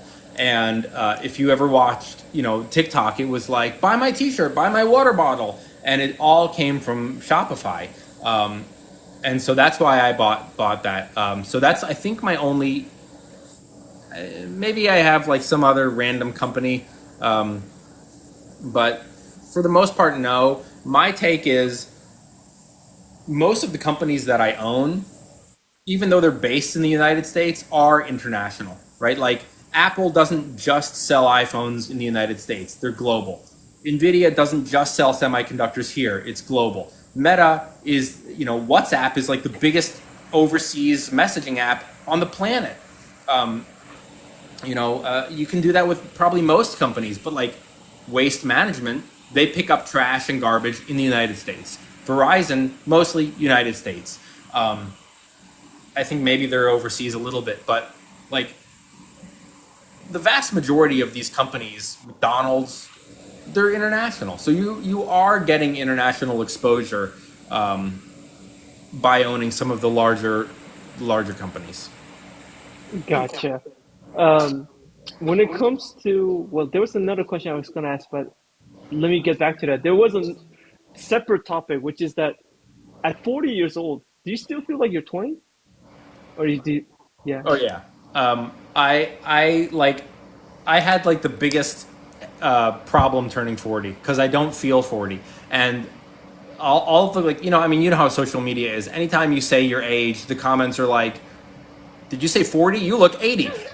So like like that's all the comments. That I made a video where I said like I just turned 40 and here's everything that I've learned over the last 20 years, and the comments were like, "Bro is 60, bro is 57, bro's not 40." Um, and like I get it because like there's a lot of gray in my beard, but I'm also like not insecure, so I'm not going to go and dye my beard because that seems kind of lame. But like actually, like I actually do feel not 20. I mean not 40 at all. Like I just feel like I watch like Beavis and Butthead. Like I laugh at fart jokes. Like I'm not 40. I look at my friends who are 40, and they're so boring. I'm like, dude, what happened to you? Gotcha. Yeah. Wow. So I don't feel like sometimes I'm like sometimes I even like think about like I look at a video of someone who's like 40 years old and I'm like, wow, that guy is like so far ahead, like like a movie star, and he's 40, and I'm like, man, maybe one day I'll turn 40. Like like I really don't feel 40.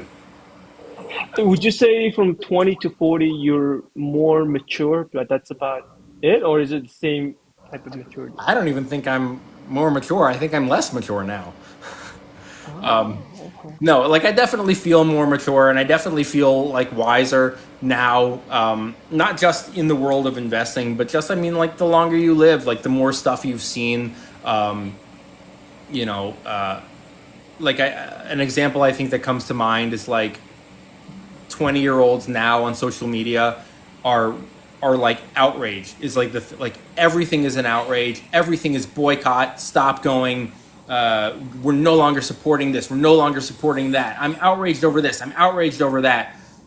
And I'm at a point now where it's like, who cares, like I mean there are some things that are big, and there are some things where you're like, I am not okay with this. But like all these like mini outrages, like Chipotle is raising their prices. What? I can't believe I'm done. It's like, dude, that is like such a non-issue compared to like what's going on in the world.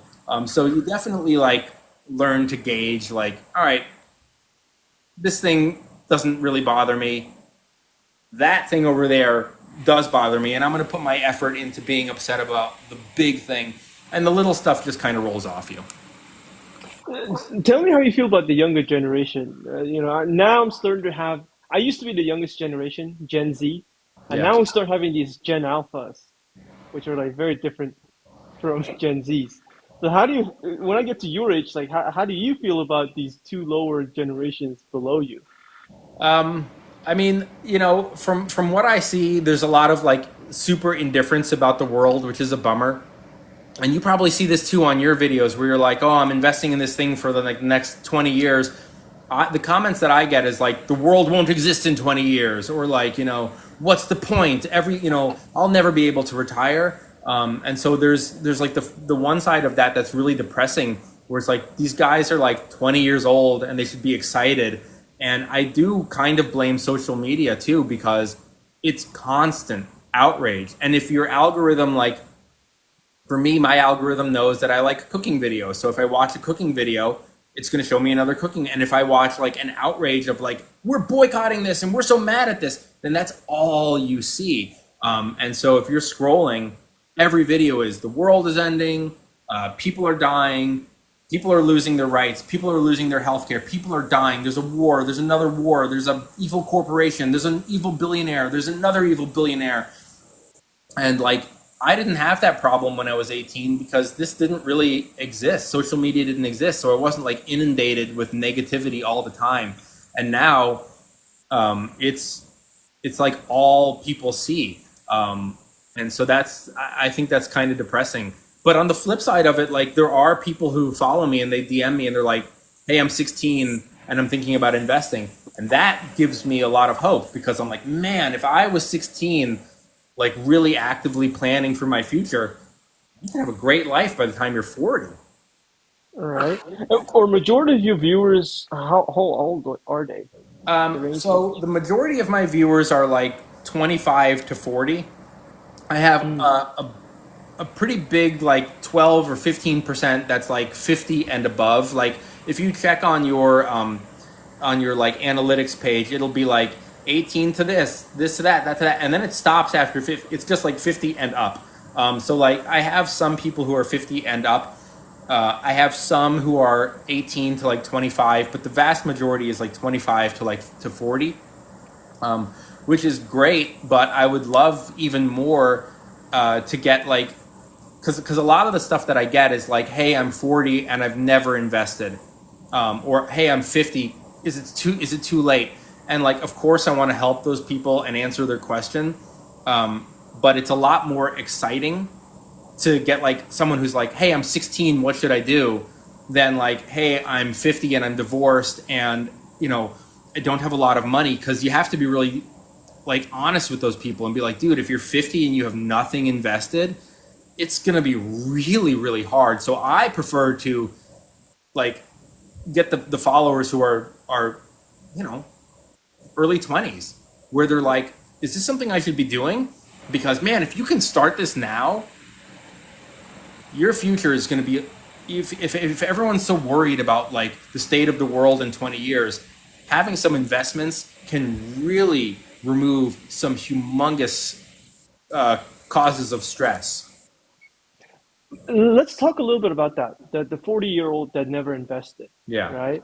Because that is some people actually like, if you're outside the US, most likely you're probably never invested in the stock market. Right. And what options do they have? Are they screwed, do you think? Or I mean, you don't want to say like, right, that it's done, right? You don't want to say it's like, hey, it's over for you. yeah, But you don't want to say like, you know man, you screwed up.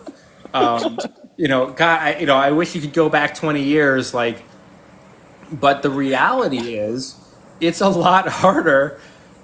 It's a lot harder to start at 50, right?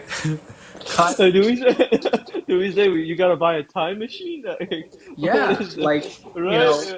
know, it's like a real bummer, dude. Like, my friend's mom called me because she was like, my friend was like, hey, would you talk to my mom? She wants like some investments, and I was like, sure.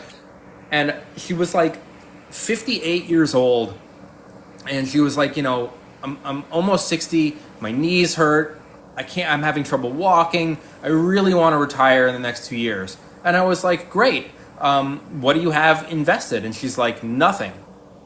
And I was like, nothing. And she was like, well, I have $500 that I can invest.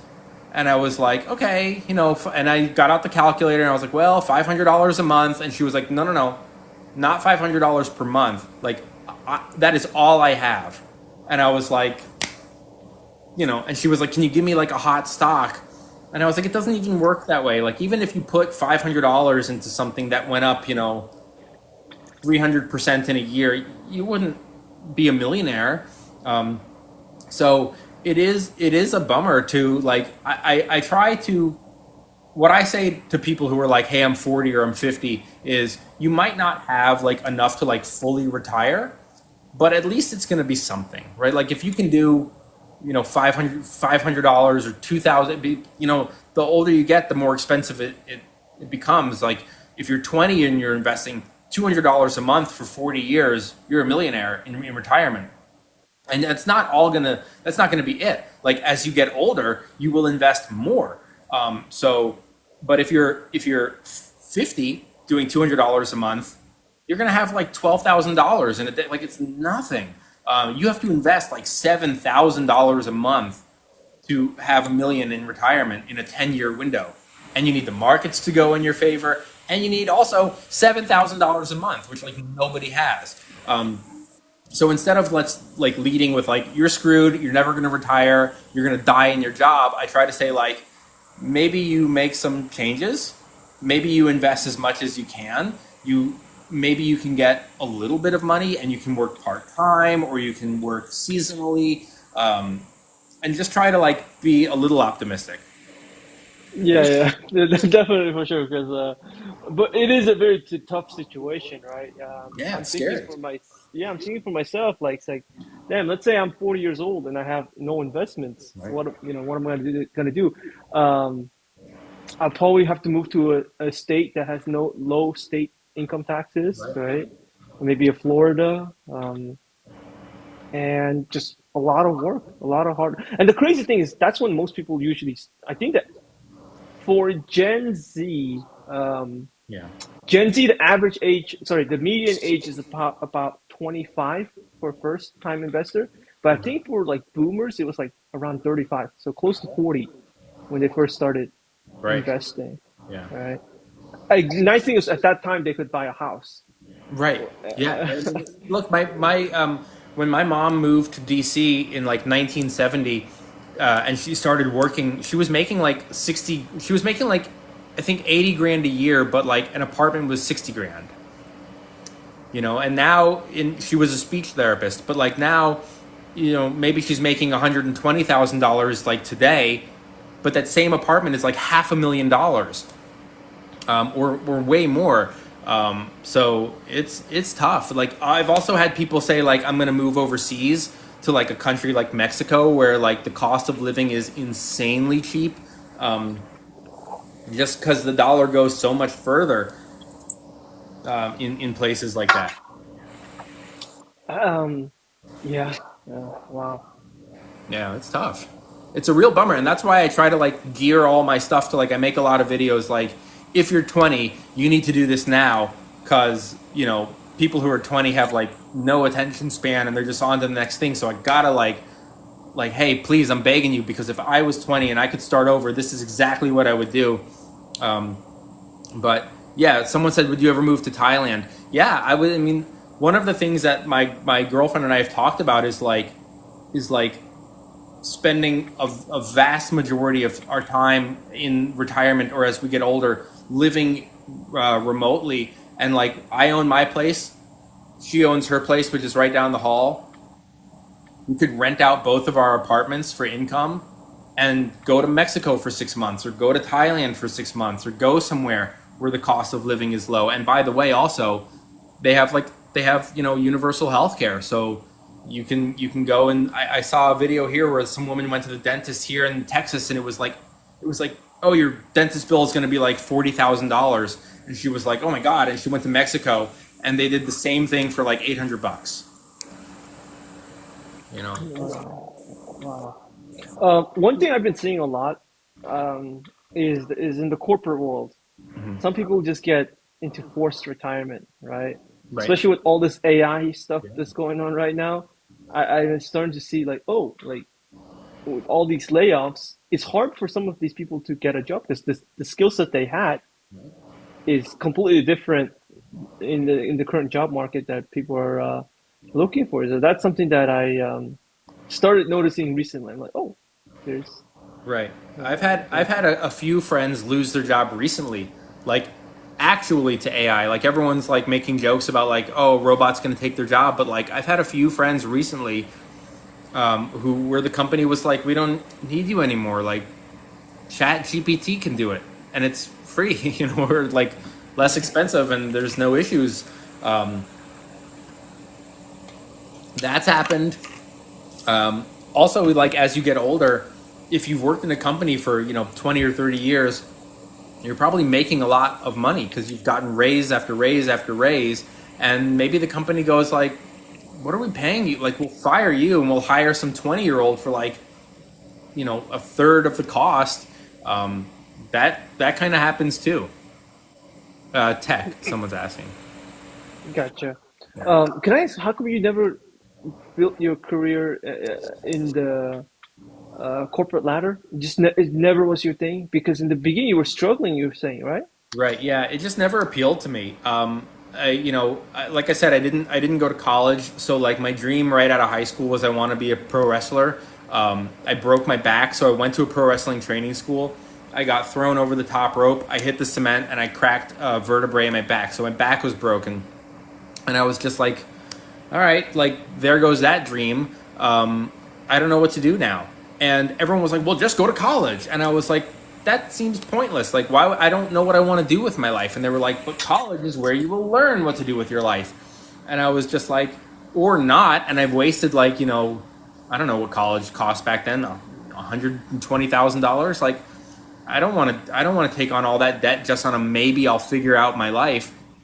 And so I worked in like the restaurant industry. I worked in the fitness industry, but like there were periods where I was like, oh, maybe I could be a restaurant manager. And that seemed okay. But then I burnt out, and then I went into the fitness industry, and it was like, all right, maybe I'll be a membership consultant. But as soon as I learned about like what goes on with like you have to hit your quota and why aren't you hitting your goals, all that stuff, I would talk to the membership guys and I'd be like, do you like this job? And they'd be like, no, I hate it. Like across the board, everyone hated it. And it was just like they would get yelled at. Like the boss would call them into the office and be like, why aren't you closing any of these deals? Like, you're the worst salesperson I've ever met in my life. And like, my grandma's dead and she's a better salesperson than you. And just like screaming at these guys. And I was like, dude, why is this so serious? Like, it's a gym. He's selling memberships. Who cares? Like, why are you screaming? Like, they would scream at these guys so loud. And it was because the company was publicly traded. Like, they were beholden to the shareholders to increase their revenues. And like, I just was like, this sucks. Like, I have no interest in getting yelled at every single day. I need to find a way where I can make money and I can work for myself. So the whole corporate life never appealed to me. Wow, wow. And the crazy thing is you were able to do it. You were able to live the dream that all the Gen Zs seem to, online that seems to be having this escaping the corporate ladder, right? Yeah, and it's not without like struggle. Like, I mean, my income, because I'm a stock trader, it changes all the time. It's very inconsistent. Like, and that's another thing. Like, living below your means really helps. Like, if you're a new trader and you suddenly start making money, you're like, oh, I'm gonna make money like this all the time. I'm gonna get a nice watch, and I'm gonna get a nice car, and I'm gonna get all these things. But then what happens 4 months later when you have 3 months of no profitable trades? So like from me, I was like, oh, okay, whatever. I have 3 months of no income. I'm a minimalist. I live below my means. Who cares? But also in the United States, you're on your own for healthcare. If you're self-employed, you need your own health cover, your health insurance, and it is expensive. You want to talk about what happens when you get older? The older you get, if you're self-employed, your healthcare costs skyrocket. When Obamacare came out in 2008, I was paying $80 a month. I had a $700 deductible. My insurance now is $500 a month with an $8,000 deductible. Like, and I have a friend who's like 55. Her insurance is $1,700 a month with like a $12,000 deductible. Like, it is insane. So tell me about that. I was a little bit too young when Obamacare happened. Yeah. Why did things skyrocket? It wasn't supposed to be better for people. It was, but I think What was part the of issue problem, before? I think the issue was that it was meant to be like, okay, it's going to be like a 4-year period. Well, as soon as that period was up, the prices skyrocketed. I was also like early 20s, so I'm not an expert. I have no, like, outside of that, I really don't know. why the prices got so carried away, because it was supposed to be. It was supposed to be, and my guess would just be that, like, it got, opposition in Congress, and the Republicans and the Democrats, and they couldn't agree on something. But I don't know. Got it. So you're telling me U.S. healthcare used to be cheap? Yeah, I paid $80 a month, and I had really good health care, and my deductible was like $700, which, for anyone who's watching and doesn't know, like, by the way, the healthcare system, it's such a gimmick. Like, you pay $80 a month to get it, but then you can't get it until you spend another $700 paying off your deductible. But still, $700 is like nothing compared to now it's $8,000. So I'm paying $500 a month for insurance that I don't even get to use until I spend another $8,000 on top of that if I get sick. So, like, if I'm in a horrible accident or I get diagnosed with cancer, not only am I paying $500 a month, but I also then have to spend another $8,000, and then my insurance kicks in. So it's fairly expensive. Since you're self-employed, how much are you paying in health insurance now? It's about $500 a month. 500. And is that a good one? Do you No, like it? it sucks. It's awful. No one takes it. The doctor that I had, I have a doctor that I like, but he was like, "Oh, we're just not going to take insurance anymore. Like, it's just all cash. You just pay. A physical is $900. You pay cash. We don't take any insurance. We're just, And I was just like, I can't. I'm not doing that anymore. So, call around. Do you take my insurance? Do you take my insurance? And some people do, but they're awful doctors, and plus the deductible is really high. So if I go in for like routine blood work, or I need to see a doctor for something, it's not covered because I have $8,000 that I have to pay before my insurance kicks in. Wow. So it sucks. Dang. And by So the you're way, paying what's go that? ahead. I was saying you're paying 500 just to follow the rule then. I'm paying $500 to have the right to then pay another $8,000 if I need something. But like, people always say, like, man, see, that's why you should have a regular job, because a friend of mine pays, I think, but they're part of like a humongous network of employees. So the rate for her is like, I think her insurance is $300 a month, and her deductible is like $300 or $400. That's still a lot. That's still It's still a that's lot. not cheap. No, Uh, it's still not cheap, but like, people are like, well, you should just work a regular job, then you have insurance. But then I'd work a regular job, and I don't want to do that. Like, I don't want to have a boss. I don't want to be micromanaged. I don't want to have deadlines. I don't want to get yelled at. I don't want to have a commute. I don't want to deal with any of that. So for me, it's a trade-off. Like, someone might say, you should just work a job so you get the health care. But then I'm working the job that I don't want to work. So for me, I go, okay, I'll pay the price to be self-employed and do my own thing. But it still sucks. Like, I mean, you're an investor too. Like, $500 a month, dude. If I could put $500 a month into the stock market additional, that would be amazing. But I That's can't. $6,000 a year. That's a lot. That's like almost. I mean, the Roth IRA is 7,000, right, or something like that. Like, Yeah, yeah. and that's almost funding my whole. Like, it's huge that I would be able to invest. Or put into the economy, like buy things, travel, dine out. Like, I could use that money for so many other things. And instead, I'm just literally signing, like, I don't write checks, but like, I'm writing a check to Care First every month. Here, have another $500. Here, have another $500. And they're like, great, if you get sick, we're not going to cover you until you pay $8,000. And then they still might even deny my coverage. So what was it all for? Like, it's so dumb. But also, like, people get sick. I don't want to run into that chance of, like, some people. I have a friend who's like, just don't pay for health insurance. You'll be fine. Well, what if something happens? Like, that's what it's there for. But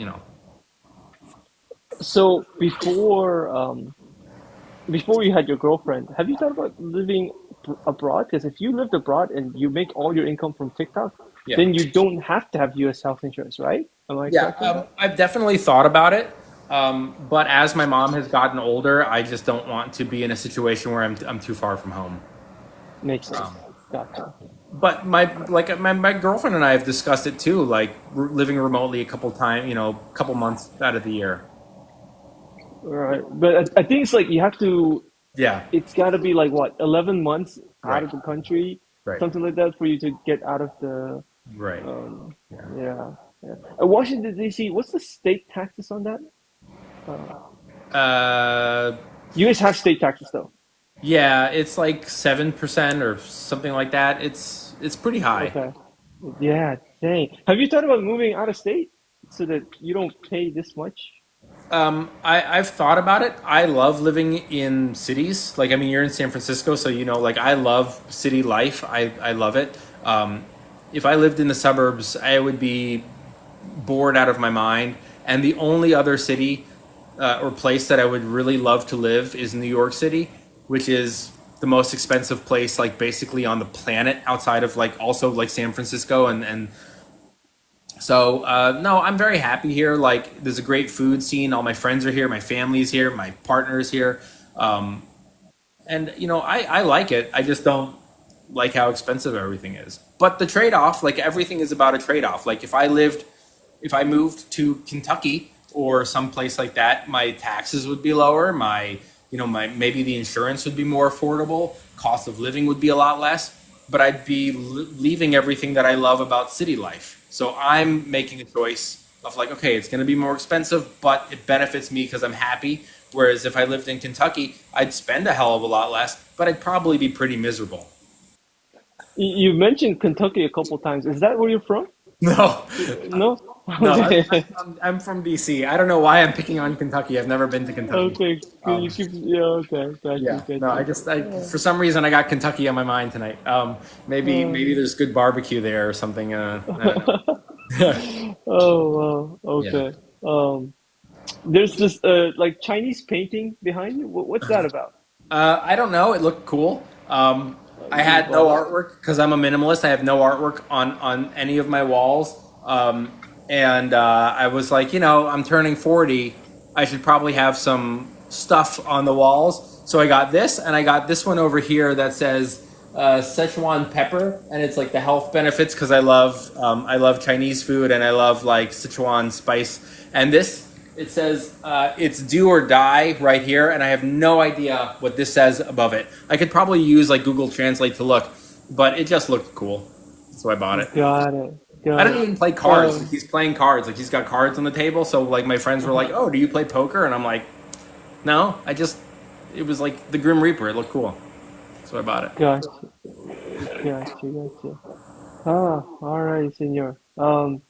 Did you have question for me? I think you answered all my questions. Like Yeah, I sent you a lot of questions like before the live. And thank you for, answering all of them. But, for sure. I'm let very me see happy. if the viewers had any questions for Ken. If the viewers of mine, if you guys can put questions in the comments, I'd be happy to ask Ken. But those were all my questions for you, senor. Yeah, I'm glad we did this. You I liked thought it? this was a lot of fun, dude.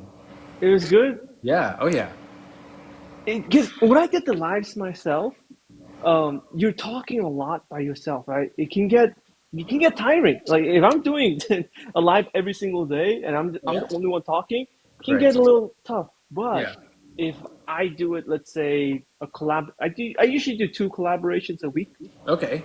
At least twice a week, I can take a break. I can take a breather. Right. Um, that's pretty nice. One of my viewers says C Block says, is Google or Meta better position for AI? What do you think about that? Um, my guess would probably be Meta.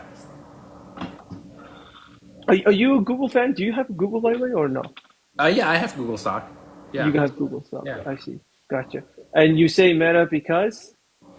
I just think that they have way more. I mean, I don't know. I mean, maybe Google has more stuff, but to me, Google seems more like it's Chrome, it's Waze, it's Maps. I mean, maybe they're doing stuff behind the scenes that I'm unaware of. I know that their like AI thing, like their Chat GPT version, didn't really take off in the way that Chat GPT has, and Meta just seems more positioned to be able to take advantage of more of the artificial intelligence, and that they've spent so much money on this like metaverse thing, which I'm not giving up on yet. Like I think it's gonna come. Like it definitely looks like a flop right now. Like it just did not take off, but I'm not ready to say that they're done with it yet. I think there's still a possibility that they'll come back to it. Um, but I don't have a deeper answer at the moment. You haven't seen the commercials on TV or ads that use Google VO3? No, I haven't. You haven't seen? Okay, okay. I was watching the basketball finals, and they were. Okay. I saw a couple of advertisements using that, and I used Gemini as well. In Washington D.C., do they have Waymos over there or no?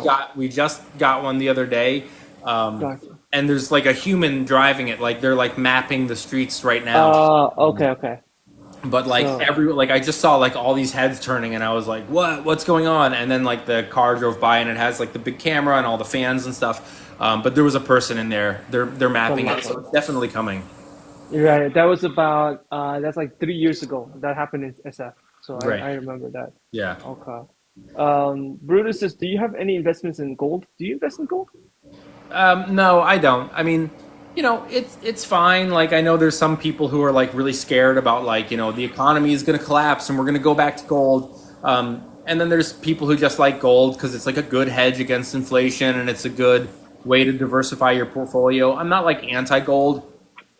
It's just never been something that I've like. I would rather have tech stocks. I'd rather have growth. If you look at I think like a 20-year chart of gold, it's like up like 500%. Like, you know, Nvidia is going to do like Nvidia did 500% in like a couple of years. Like, I'd rather have that in my portfolio than gold. Gotcha. Let me see here. Aaron says, Candace, what do you think about Broadcom, Um, AVGO? AVGO, I don't know too much about Broadcom. It's not something that's on my radar. It's the main differentiator that stood out for me with Broadcom is the fact that they can make these custom chips. So Okay. Nvidia makes them for like mass production, but apparently with Broadcom they're very customized. Okay. Jennifer says, "How do you track all your investments?" I never asked you, what's your brokerage account? Who I do you use use to broker? Charles Schwab.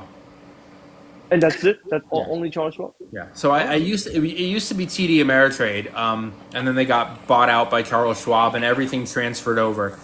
So I'm on Schwab now.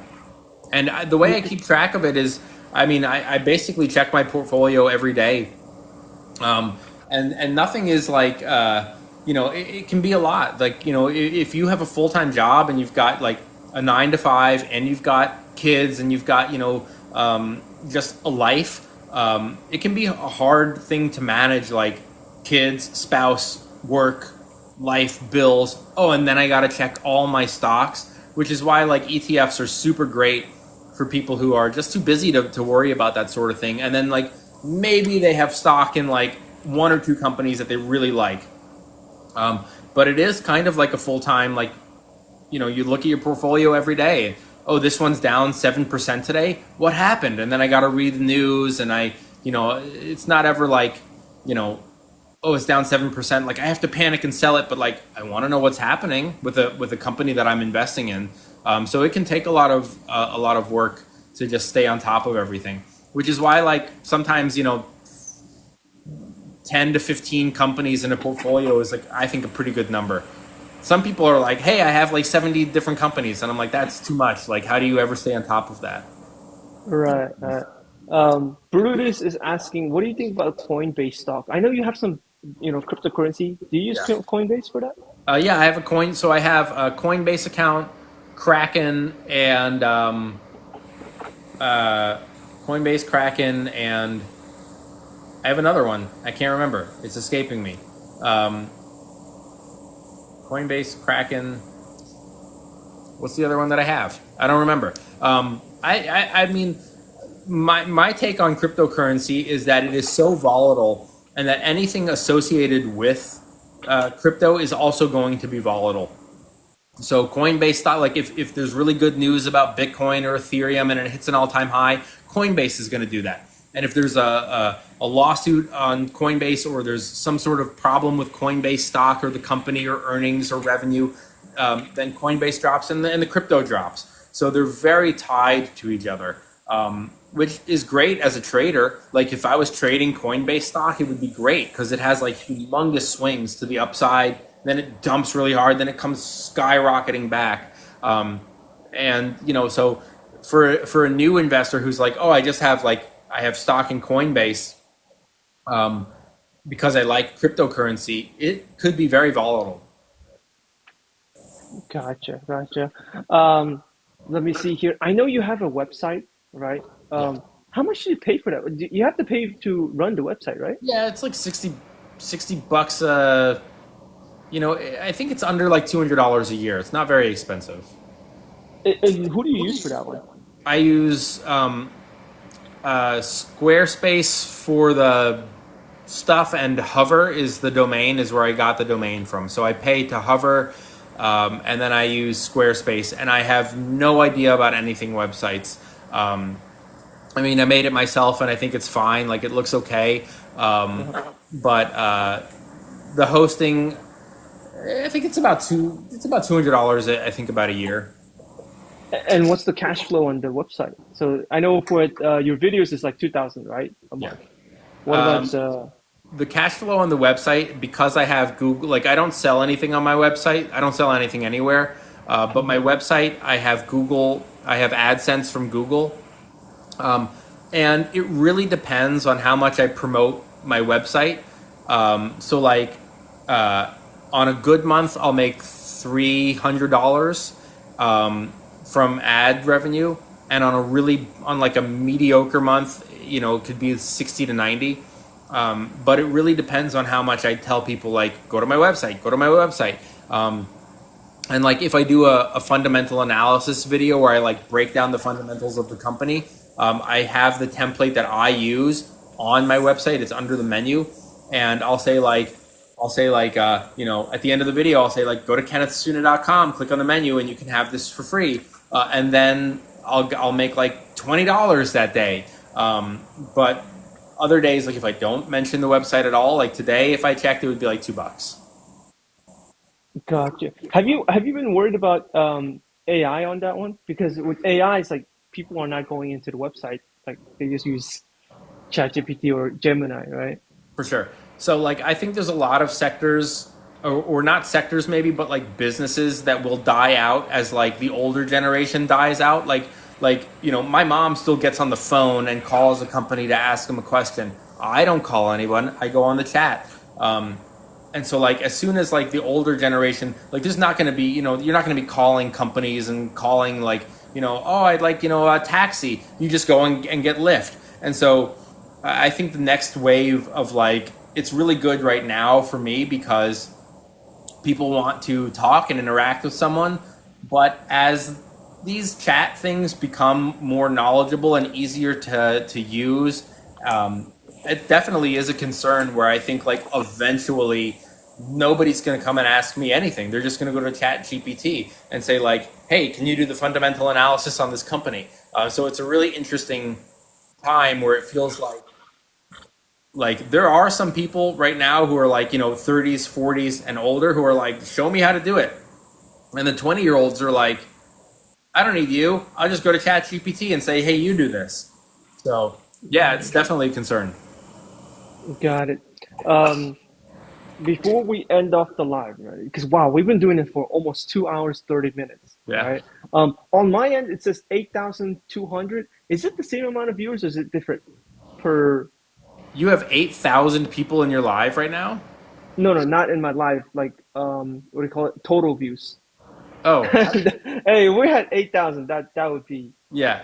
Where do you click to see total views? Because I see Okay. 154 on the top, but You know how you go right for comments? yeah. Go the other way. Go the opposite way. It'll tell you the total views.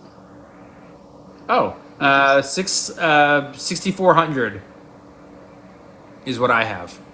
6,400. Yeah. Okay, so it is different. Got it. So now, Yeah. hey, I learned a lot from this live stream. Thank you, Yeah, for Senor sure. Ken. Anytime. Yeah, this one taught me a lot. Um, Before we end off the live, wow, this has been amazing. By the way, it's Thank a you. lot of knowledge gained. Um, any tips you would give to our viewers? And I think our viewers is about 25 to 44. Right? Any tips? Just, I usually I hate it when like someone meets like The Rock or something and they're like, "Do you have any tips?" and they're just like keep working hard and I'm like that's like the most generic, like that doesn't help anybody. But really like it is like live below your means. And that does not mean don't enjoy your life. Like to me living below your means is like cutting out all the crap that you really don't need so you can focus your money and your life on the things that you not just need, but like the things that you really want to do with your life. So like for me, it's travel. For someone else, it might be a car that they want to buy and fix up. For someone else, it might be video games and tech. But cut out all the excess that you really don't need and invest as much as you can because what really matters is time. And it's not stuff, it's not all the stuff. All these people who die and they're 90 years old, you go into their house and it's just stuff.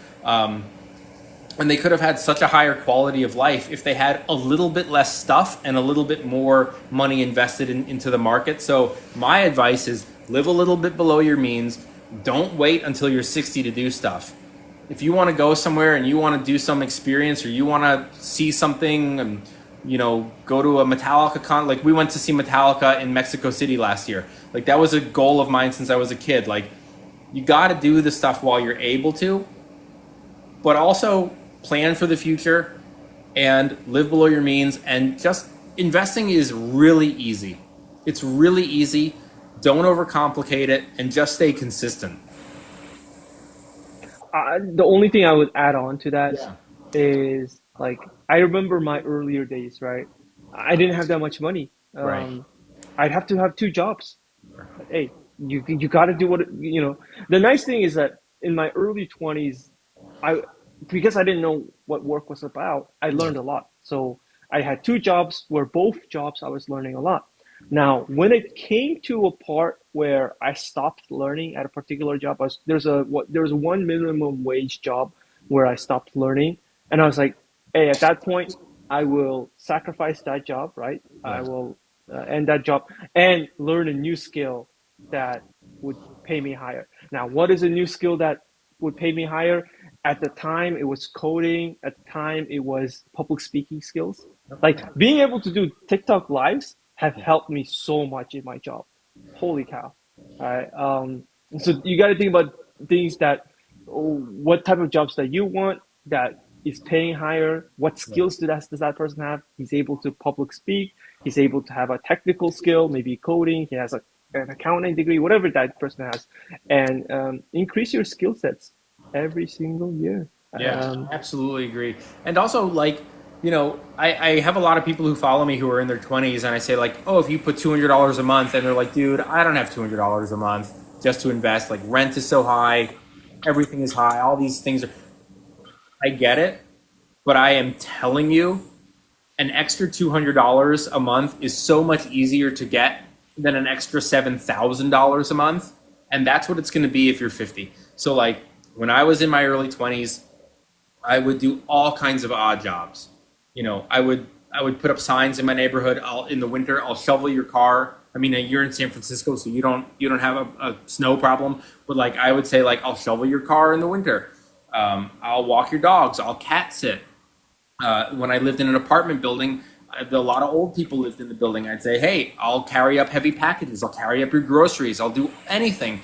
There are so many things. If you're good at math, you can tutor kids in math. If you play the piano, you can tutor piano lessons. You have a car, you can drive for DoorDash or Lyft or Uber. You don't have to do it full time, but it is so easy to come up with another extra $200. You can even just walk dogs in your neighborhood, or like get a pooper scooper from Amazon and put up signs in your neighborhood saying, hey, every Sunday I'll come and clean out your backyard if you have a dog in the yard. Like, there are so many little things that add up that you can get another $200 pretty easily nowadays. I And agree. I Yeah. agree. And Yeah. and the alternative is I'm not going to do it and I'm going to wait until I'm 50 and that's when I'll start. And then you're going to be sitting there going, "Oh my god, it's going to cost me $7,000 a month." Which is worse to you? $200 or 7,000? Like, it's you'll be able to do this. I'm getting so many comments from people saying this is my favorite collaboration ever. Oh, that's amazing. Hey, I'm getting those words too. Let me see what they said. They said, thanks to both of you. I got some good insights this evening. They were saying good points, Ken. So Lisa says Ken is awesome. So I'm getting the same thing too. Yeah. So I'm glad. I'm glad. Cool. I'm getting a lot Yeah. of like awesome collaboration. Someone else said that. Where was it? Let me see if I can find it. It might not even be here anymore. Um, Someone said Andy is my favorite. Let me try to find that one so I can boost your ego a little bit. No, no, it's all about you, Senor, right? When I have a guest on, I want to make sure that the live is about the guest because my viewers, they can watch me like the other 5 days Yeah. of the week. But when it comes to these guests, I really do want to make sure that the guests are, and I also want to, hey, shout out to your website. What is your website? Make Yeah. sure you let the viewers know. It's just my first name and my last name, so it's kennethsuna.com. What is the trade simplify? I thought it's something else. Yeah, it's Trade Invest Simplify is my like username on TikTok. Oh, but the So website is not trade no, invest. my It's just website is Kenneth Suna. yeah, kennethsuna.com. Trade Invest Simplify is just like I was trying to think up a username, and I was like, all right, I trade stocks, so trade, I invest, so trade, invest. I'm a minimalist, so I live like a really simple life. Trade, invest, simplify. Oh, that sounds cool. And then like a couple years later, someone was like, I know why your username is Trade, Invest, Simplify because you simplify trading and investing. And I was like, no, but that's cool, and I'm gonna steal that and say that's what it is too, because both things work. Can I ask one last thing? You put Yeah. your name on your TikTok. How's that like? Like people can search you up. They can. Is that cool with you? They know who you are. Yeah, I mean, my website is my name, and everyone's name is probably like out there, just like to what extent do you want it out there. But after a while, I was like, people are gonna find people are gonna find me anyway, um, and it doesn't really bother me. I mean, you know, I've been on TikTok for 6 years. I've gotten 3 death threats. So like sometimes I'm like, well, maybe I shouldn't have my name like fully out there. But too Oh late now. man. That's a topic for another day, Senor. We gotta Yes. do this again. All right. Yes, absolutely. I Um, would love to. You're a great host, by the way. These were really good questions, and I like enjoyed this. Like sometimes we watch other people go live, and it just feels very like they're reading. And my next question, and my next question, and this just flowed a lot, uh, in a way that just kind of worked. Thank you, Senor. All right, Yeah. and with that, you guys, thank you so much. I'm gonna be heading off. All right. Thank you. Thank All you. right. Bye bye. Everyone, please follow Andy. Oh, he's gone already. Wow, he ended that very quickly. All right, everybody. I'm still here, but I'm going to bed. It's 12:30. That was a lot of fun. His name was Andy the Banker. If you watch my story, you can still find it. It's probably still up and available. I thought this live was going to be like an hour, and it just flew, man. This was almost 3 hours. What time do you wake up? I wake up at around 7:30, 8. Which I could have joined earlier. I'm gonna try to download this. This was like a mother of an interview. It was 2.5 hours. So I'm gonna download it if I can, and I'll post it on YouTube.